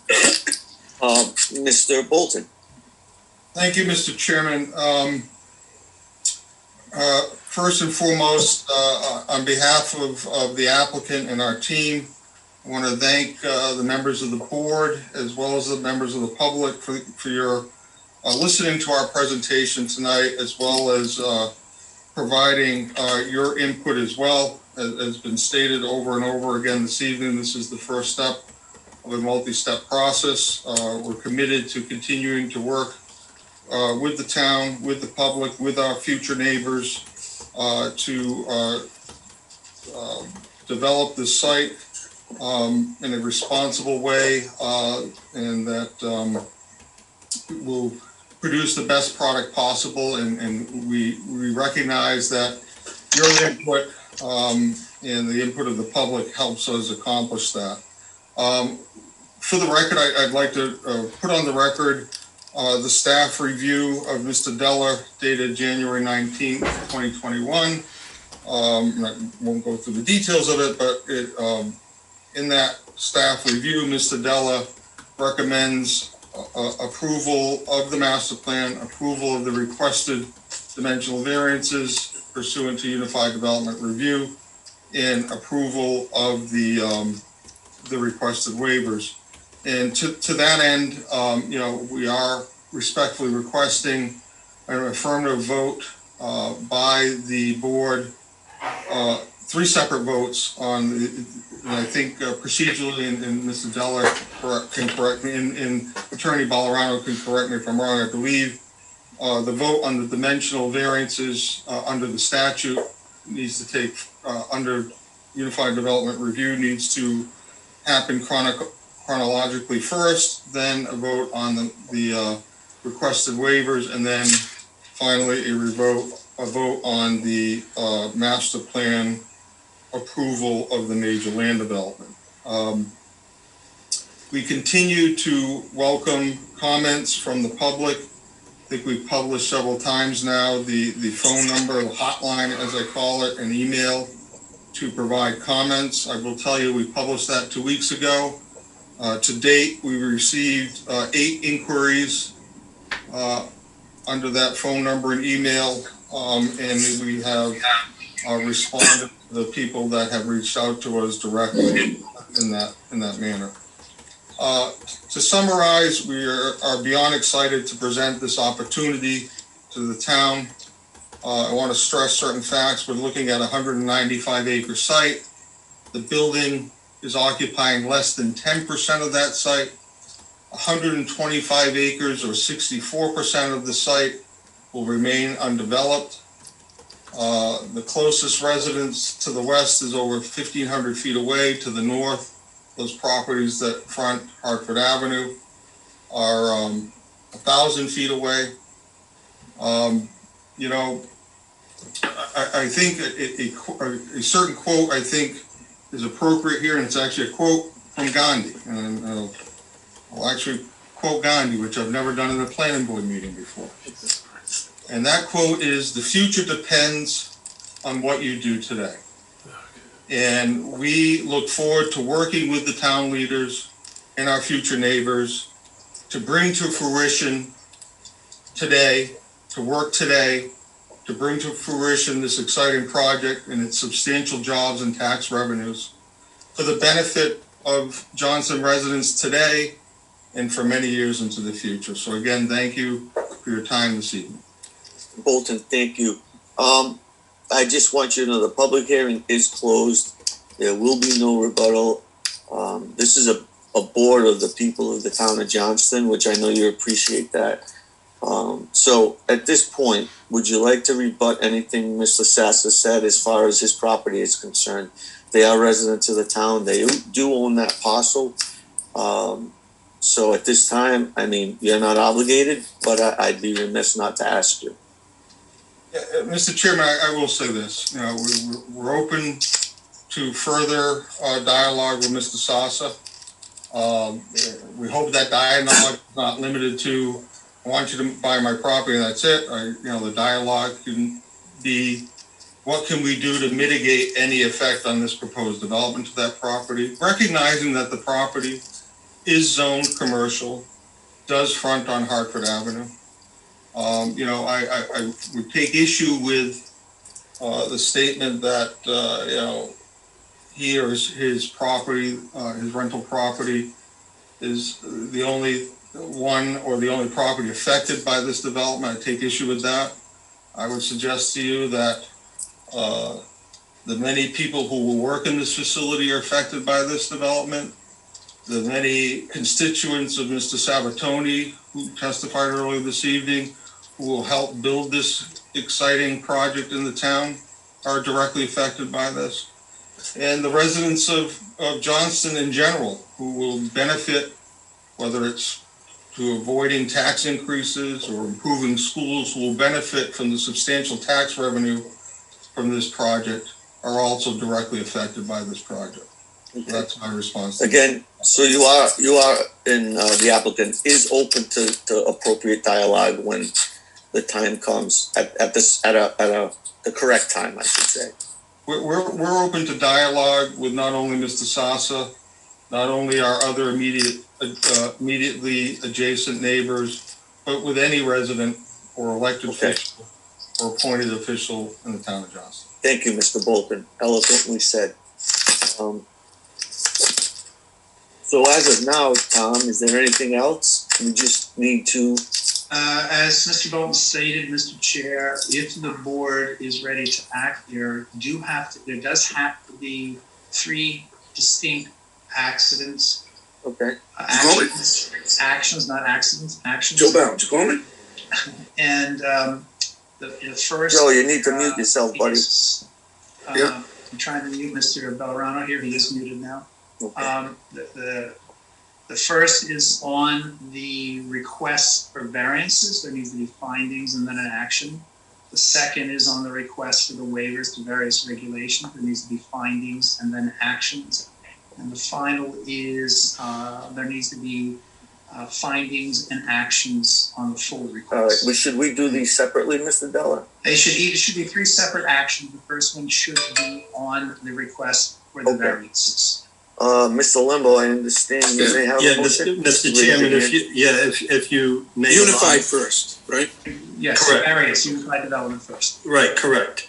So after the many hours tonight of work we've done and the hours of diligence previous, just bear with me as I try to compile the planning board's findings of facts for the application of Bluewater Property Group Retail Distribution Facility. I'd like to make a motion for the granting of the dimensional variances pursuant to the Unified Development Review. In accordance with Article 12 of the zoning ordinance of the town of Johnston and pursuant to Section 340, 27-3 of the zoning ordinance authorizing this Unified Development Review, the planning board of the town of Johnston makes the following findings of fact. On January 5th, 2021, Bluewater Property Group submitted an application for master plan review for a major land development project for the properties known as Plat 54, lots 39, 40, 42, 54, 61, 75, 89, 90, and 93, now known as the site, in connection with the proposed construction of an approximately 3.8 million square foot building for a retail distribution center, the project. The application includes requests for dimensional variances from certain dimensional regulations of our zoning ordinance. Such dimensional variances to be granted by the planning board pursuant to the Unified Development Review, as well as waivers from certain requirements of the Land Development and Subdivision Review Regulation. Moving on now, the applicant requests these zoning variances from the following requirements of the zoning ordinance. Section 340-86 to permit a building height of up to 120 feet. Section 340-91, which sets forth specific criteria for buildings in our B3 zone, including that such buildings follow the spirit and character of the town center design and shall be located with specific regard to the height, size, and style of other structures in the vicinity, and that the structures shall be harmonious and blend with the existing nearby built and natural landscaping. Notwithstanding this variance request, the applicant intends to construct the building and project to be harmonious and compatible with the surrounding properties. Section 340-90, which requires that in any yard where there is frontage of a public right-of-way, there must be a vegetated area that occupies the entire required setback. The applicant intends only to conduct such planting where it intends to clear existing vegetation for the proposed project entrances. Section 340-27-2 B29 requires that maximum effort should be made to save trees or other plant specimens which are large for their species, and that in the event that any such tree or plant specimen are to be removed, they are to be replaced elsewhere on the property with specimens of comparable size and type. The applicant shall endeavor to comply with this provision to the extent feasible, given the size and scope of our project. Section 340-27.2, which requires that landscaping must constitute a minimum of 15% of the entire site. Section 340-29 requires that any office or retail business employing 100 or more employees of any single shift shall provide one electric charging station for every 100 employees on shift. The applicant proposes to provide such charging stations based upon actual demand. Section 340-22, which states that no freshwater wetland shall be altered, excavated, drained, or filled, nor shall any extraneous materials be placed in these wetlands or water flow diverted out of any change be made by the natural condition of any freshwater wetland without prior approval of Rhode Island DEM and the Johnston Town Council. The applicant shall comply with all the requirements of Rhode Island DEM and shall obtain all applicable permits, approvals necessary for the project from Rhode Island DEM, but request such variance so as to not to have to seek approvals related to wetlands from the Town Council. In section 340-88, to permit the applicant to have 1,800 plus parking spaces for the project. The zoning ordinance does not set forth a specific space requirement for a retail distribution center. If the use is classified as light industrial use, that zoning ordinance would require 7,735 parking spaces. Section 340-89, to permit the applicant to have as few as 69 loading bays. Section 340-27-2C will permit the following: spacing of trees in the parking area at intervals at greater than 35 feet, less than a minimum of 10 square feet of landscaping for each parking space within the parking area, parking areas where each row of parking spaces are not terminated by landscape islands, which measure not less than 5 feet in width and not less than 18 feet in length in the interior of the parking area, and which do not have any landscaped areas between long, uninterrupted rows of parking spaces. A parking area that does not include deciduous trees for shading, and given the size, scope, and use of the project, the applicant seeks flexibility in parking lot layout and design. And at the planning board meeting on February 2nd of 2021, the applicant presented testimony of Nicole Riley of Dupree Engineering, the applicant civil engineer, and Joseph Lombardo, AICP, an expert in land use. Ms. Riley was accepted as an expert in civil engineering. Ms. Riley presented her proposed site plan and discussed building layout, access, parking, drainage, utilities, and other proposed site improvements. Ms. Riley explained the unique topography and dimensions of the site and how the topography and dimensions of the site limited to the area in which the building could be located, and limited the footprint that the building could have. Ms. Riley explained that section 340-86 of the zoning ordinance does not set forth a maximum principal building height for retail distribution center use of a building in B3 zone, and explained how the building height is appropriate for the proposed use, the site, and the surrounding neighborhood. Ms. Riley explained that the applicant intends to construct the building and project to be harmonious and comparable with the surrounding properties. Ms. Riley testified that the applicant intends to conduct plantings at the site's frontage where it intends to clear existing vegetation for the project for the entrances, and that the applicant will leave existing vegetation undisturbed along the rest of the frontage of the site. Ms. Riley testified that there will be some tree removal for the project, but that the applicant will endeavor to maintain trees or relocate trees elsewhere on the site. Ms. Riley explained that the project will comply with requirements of Rhode Island DEM and will obtain all applicable permits, approvals necessary for the project from Rhode Island DEM. And Ms. Riley explained the square footage of the building and the total portion of the building that will occupy building space. Ms. Riley explained that based on the total building size of 3.8 million square feet, the zoning code would require over 7,700 parking spaces, which would be excessive for the proposed use of that site.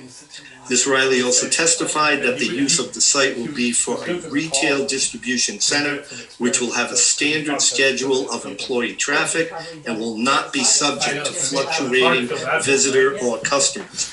Ms. Riley explained that the proposed project will have 69 loading bays and that the zoning code sets forth no requirement for loading bays in a retail distribution center. And finally, Ms. Riley explained the layout of the site and that applicant will be submitting a landscaping plan for the planning board approval. Now, that's it from Ms. Riley. Now we go to Mr. Lombardo. Lombardo.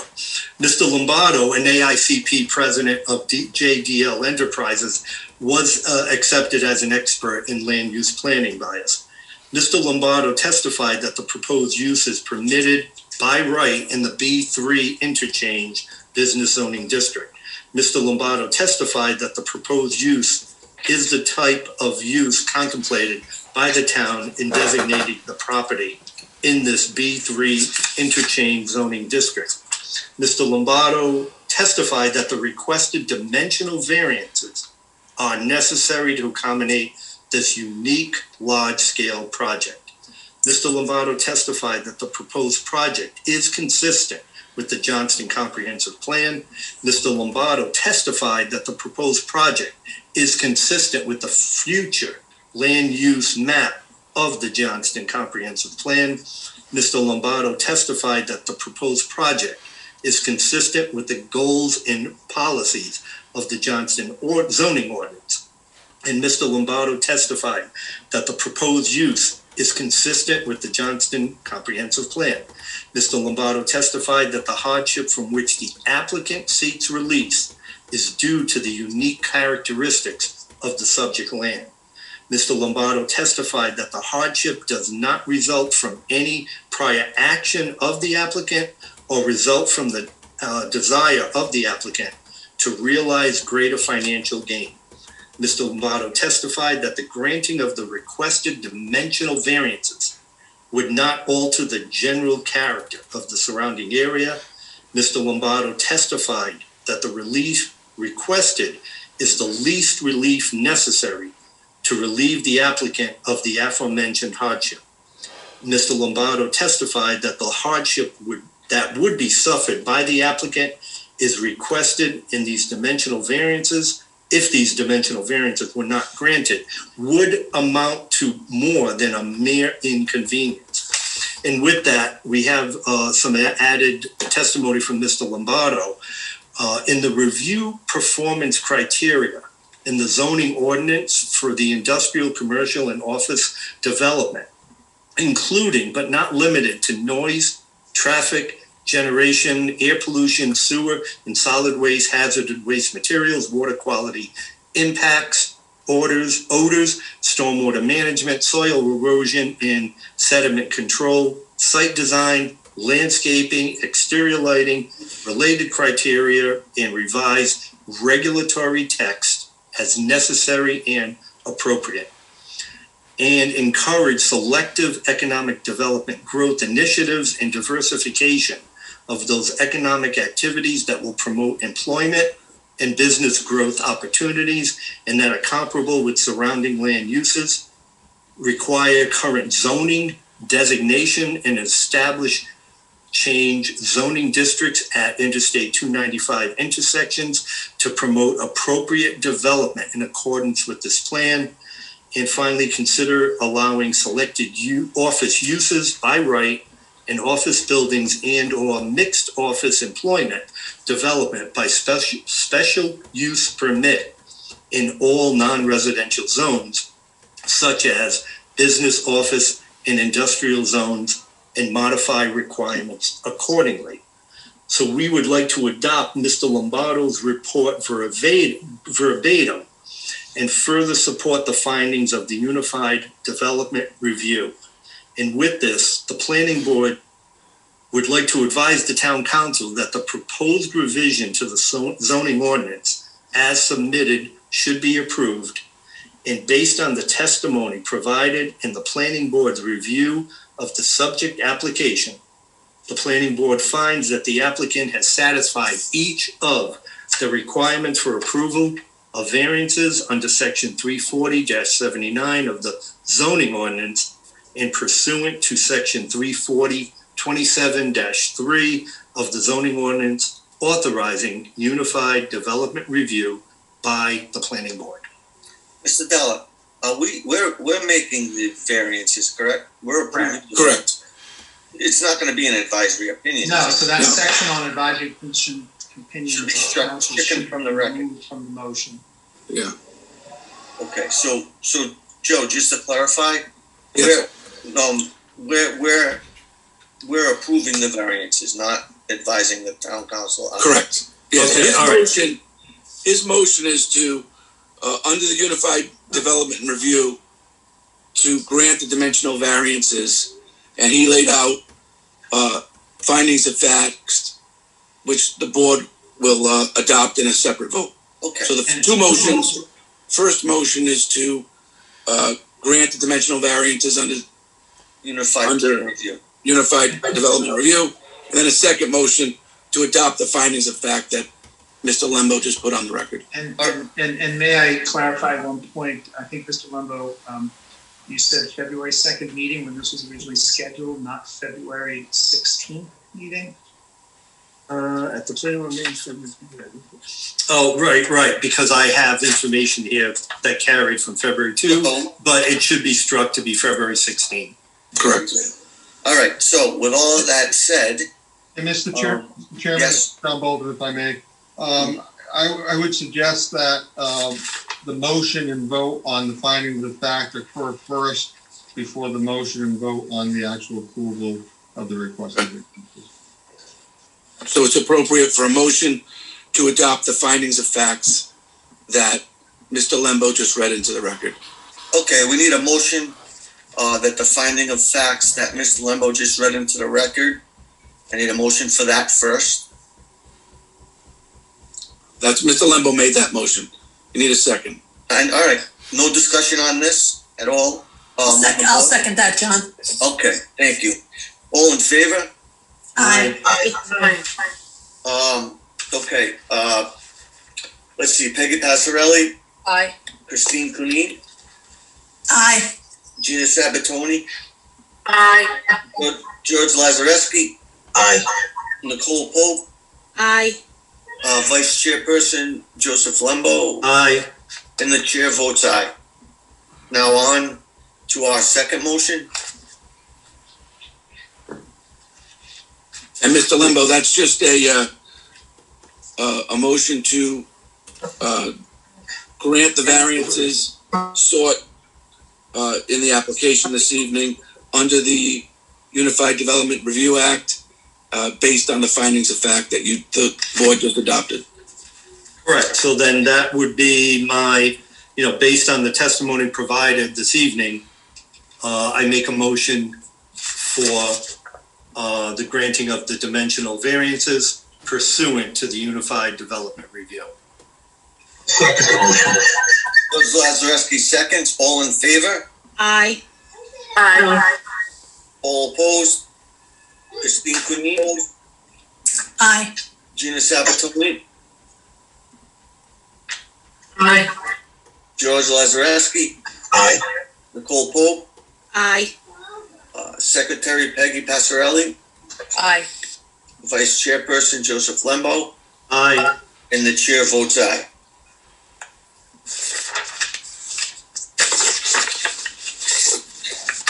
Now, do we need a motion, another motion, or is that it? Nope. No, we need a motion to adopt the waivers. The granting of waivers, John. Okay.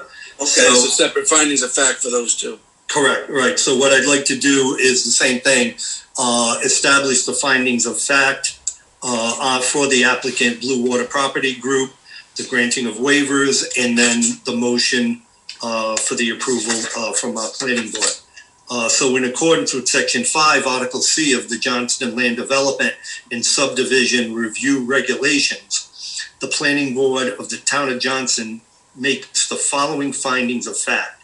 On January 5th, Bluewater Property Group submitted this application for master plan review for a major land development project for the properties known as Plat 54, lots 39, 40, 42, 54, 61, 75, 89, 90, and 93, the site, in connection with the proposed construction of approximately 3.8 million square foot building for a retail distribution center, the project.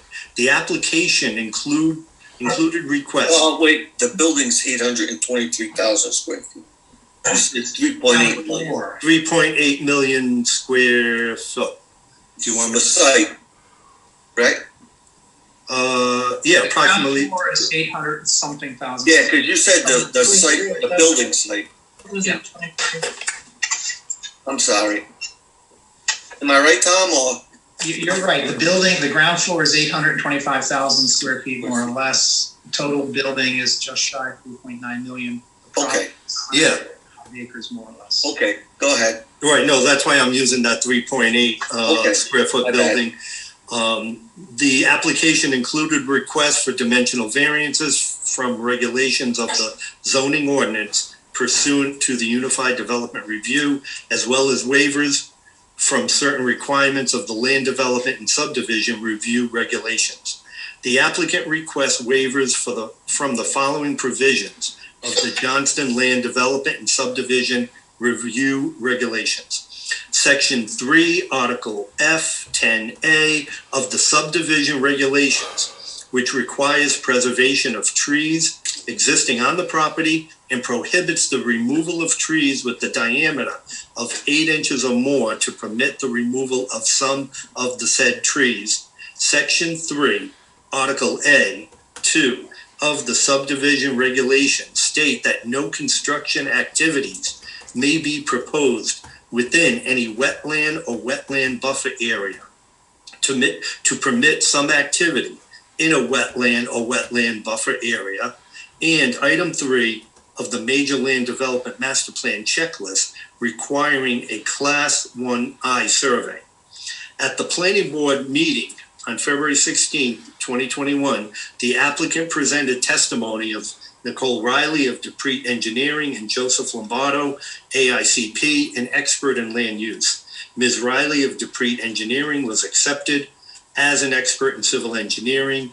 Ms. Riley presented the proposed site plan and discussed the building layout, access, parking, drainage, utilities, and other proposed site improvements. Ms. Riley explained the unique topography and dimensions of the site and how the topography and dimensions of the site limited the area on which the building could be located and limited the footprint that the building could have. Ms. Riley testified that there will be some tree removal for the project, but that the applicant will endeavor to maintain trees or remove trees elsewhere on the site. Ms. Riley testified that the project, as proposed, the site will have pervious coverage that exceeds 15% of the site. Ms. Riley explained that the applicant will be submitting a landscaping plan for planning board approval at the preliminary plan approval stage for the project. Joseph Lombardo, president of JDL Enterprises, was accepted as an expert in land use planning. Mr. Lombardo testified that the waivers requested are reasonable and within the general purposes and intent of the provisions of the Johnston Land Development and Subdivision Review regulations. Mr. Lombardo testified that the literal enforcement of the above listed regulations of the Johnston Land Development and Subdivision Review regulations is impractical and will exact undue hardship because of peculiar conditions pertaining to the site. Mr. Lombardo testified that the project and the waivers requested for the project are consistent with the Johnston Comprehensive Plan and Zoning Ordinance. So can we have a vote now on the findings of fact? Yes, we need any discussion on that? So that's Joe's motion to adopt those findings of fact that he just read into the record. Yes, so I need a second. Second the motion. Judge Lazareski seconds the motion. All in favor? Aye. All opposed? Let's see, Christine Cunin? Aye. Gina Sabatoni? Aye.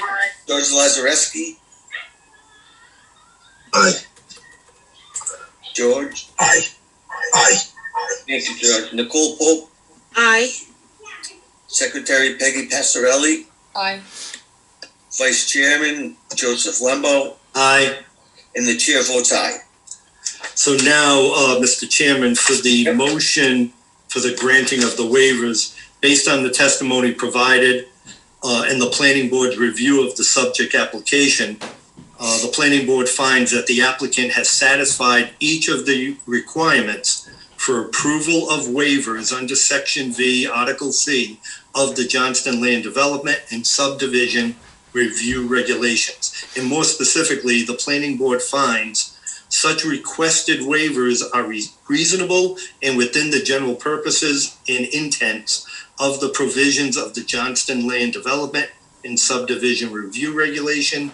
With respect to such requested waivers, the literal enforcement of the applicable regulations is impractical and will exact undue hardship because of the peculiar conditions on the site, and the granting of the requested waivers is in the best interest of good planning practice and/or design, as evidenced by consistency with the Johnston Comprehensive Plan and zoning ordinance.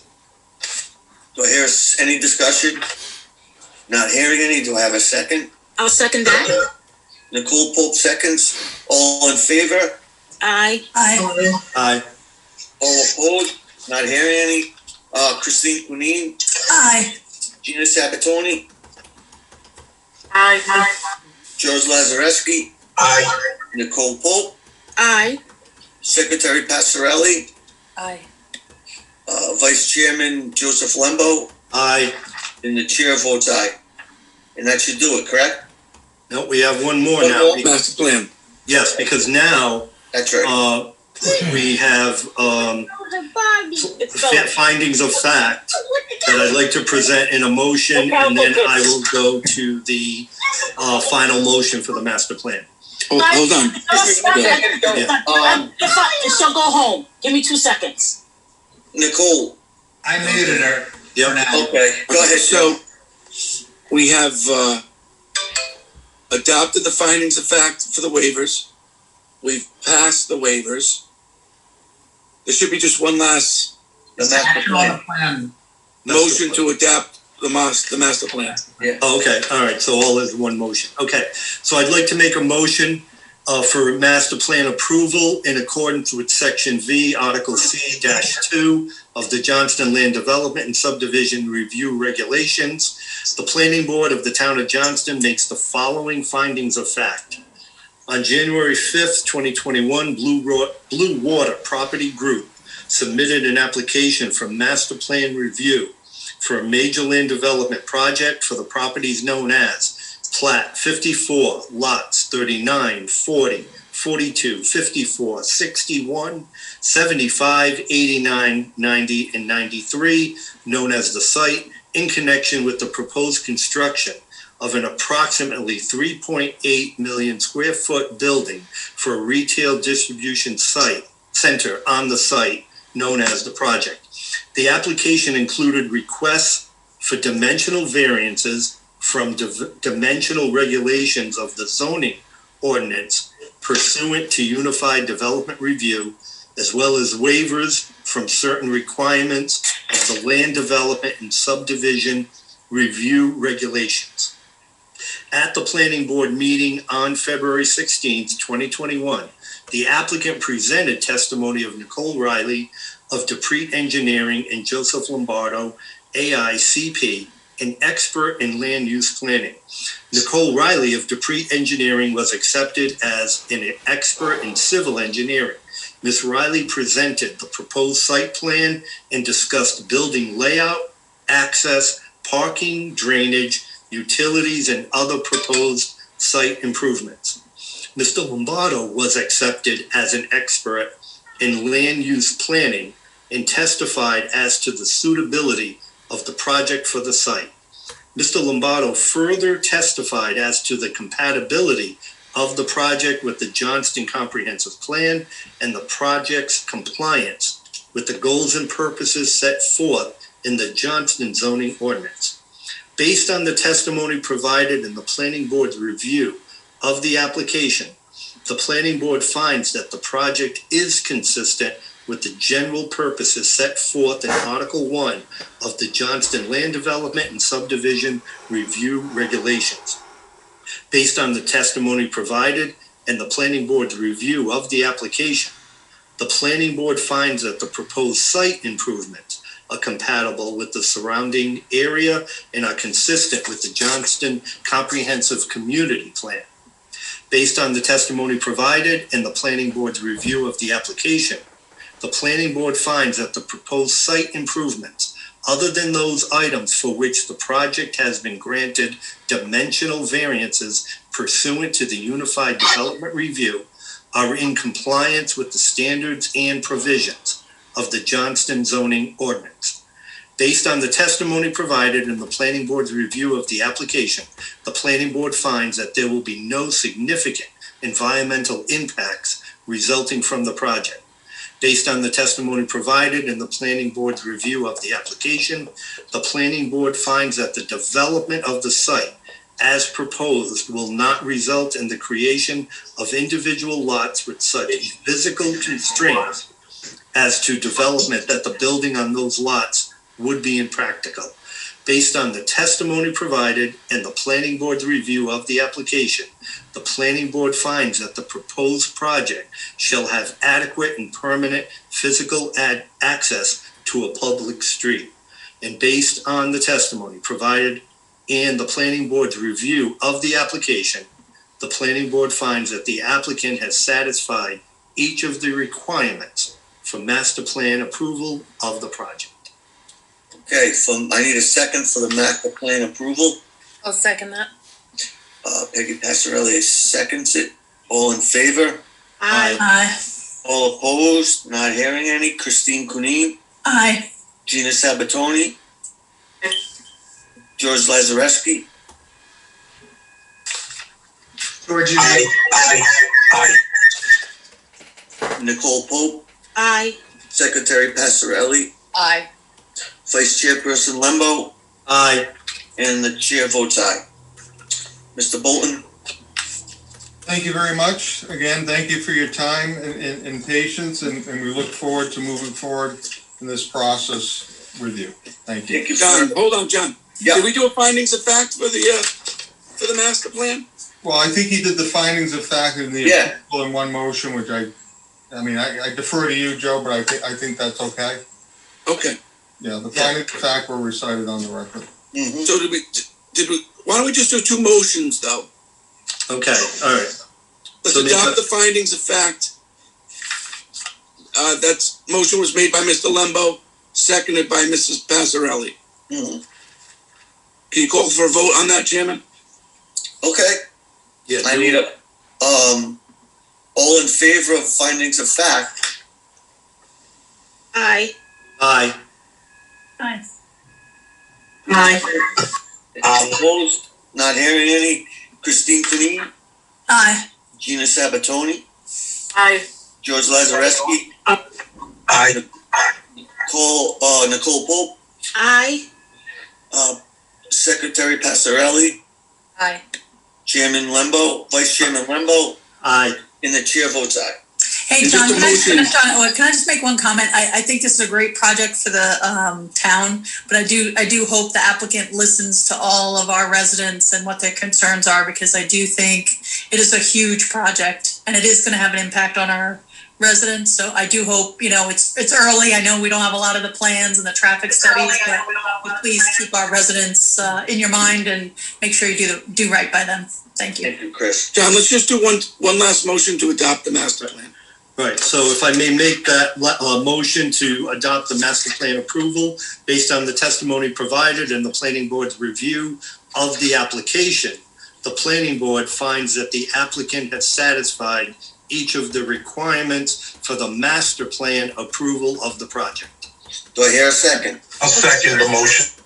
George Lazareski seconds. All in favor? Aye. Aye. All opposed? Not hearing any. Christine Cunin? Aye. Gina Sabatoni? Aye. George Lazareski? Aye. Nicole Pope? Aye. Secretary Passarelli? Aye. Vice Chair Lembo? Aye. And the chair votes aye. I think that should do it. I think we're all motioned out. I also think when we have long meetings like this, I know it's difficult, Tom, but we got to figure out like a bio break in the middle. This is, 3.5 hours of sitting in a Zoom meeting is, it's like Chinese water torture. So, oh, sorry, I don't know if I said that. Christine, you have to remind me of that because most of my day is spent in Zoom meetings and I don't think of those breaks. So next time, raise your hand. I just turned my camera off, but still. I thought that's you when doing calisthenics in the background or something. Did John Bolton have anything to say? I saw you moving, John. Yeah, moving to go home. Okay. No, again, thank you for your time and to your comment, Ms. Panine. We absolutely hear the comments and we are committed to addressing all the comments to the extent feasible and working with both the board and the residents going forward. Very good. That's all we can ask. Thank you, Mr. Bolton. Mr. Chairman, there is nothing else on the agenda this evening. I need a motion to adjourn. I'll make a motion to adjourn. Second. Secretary Passarelli seconded. All in favor? Aye. Aye. All opposed? Thank you, everyone.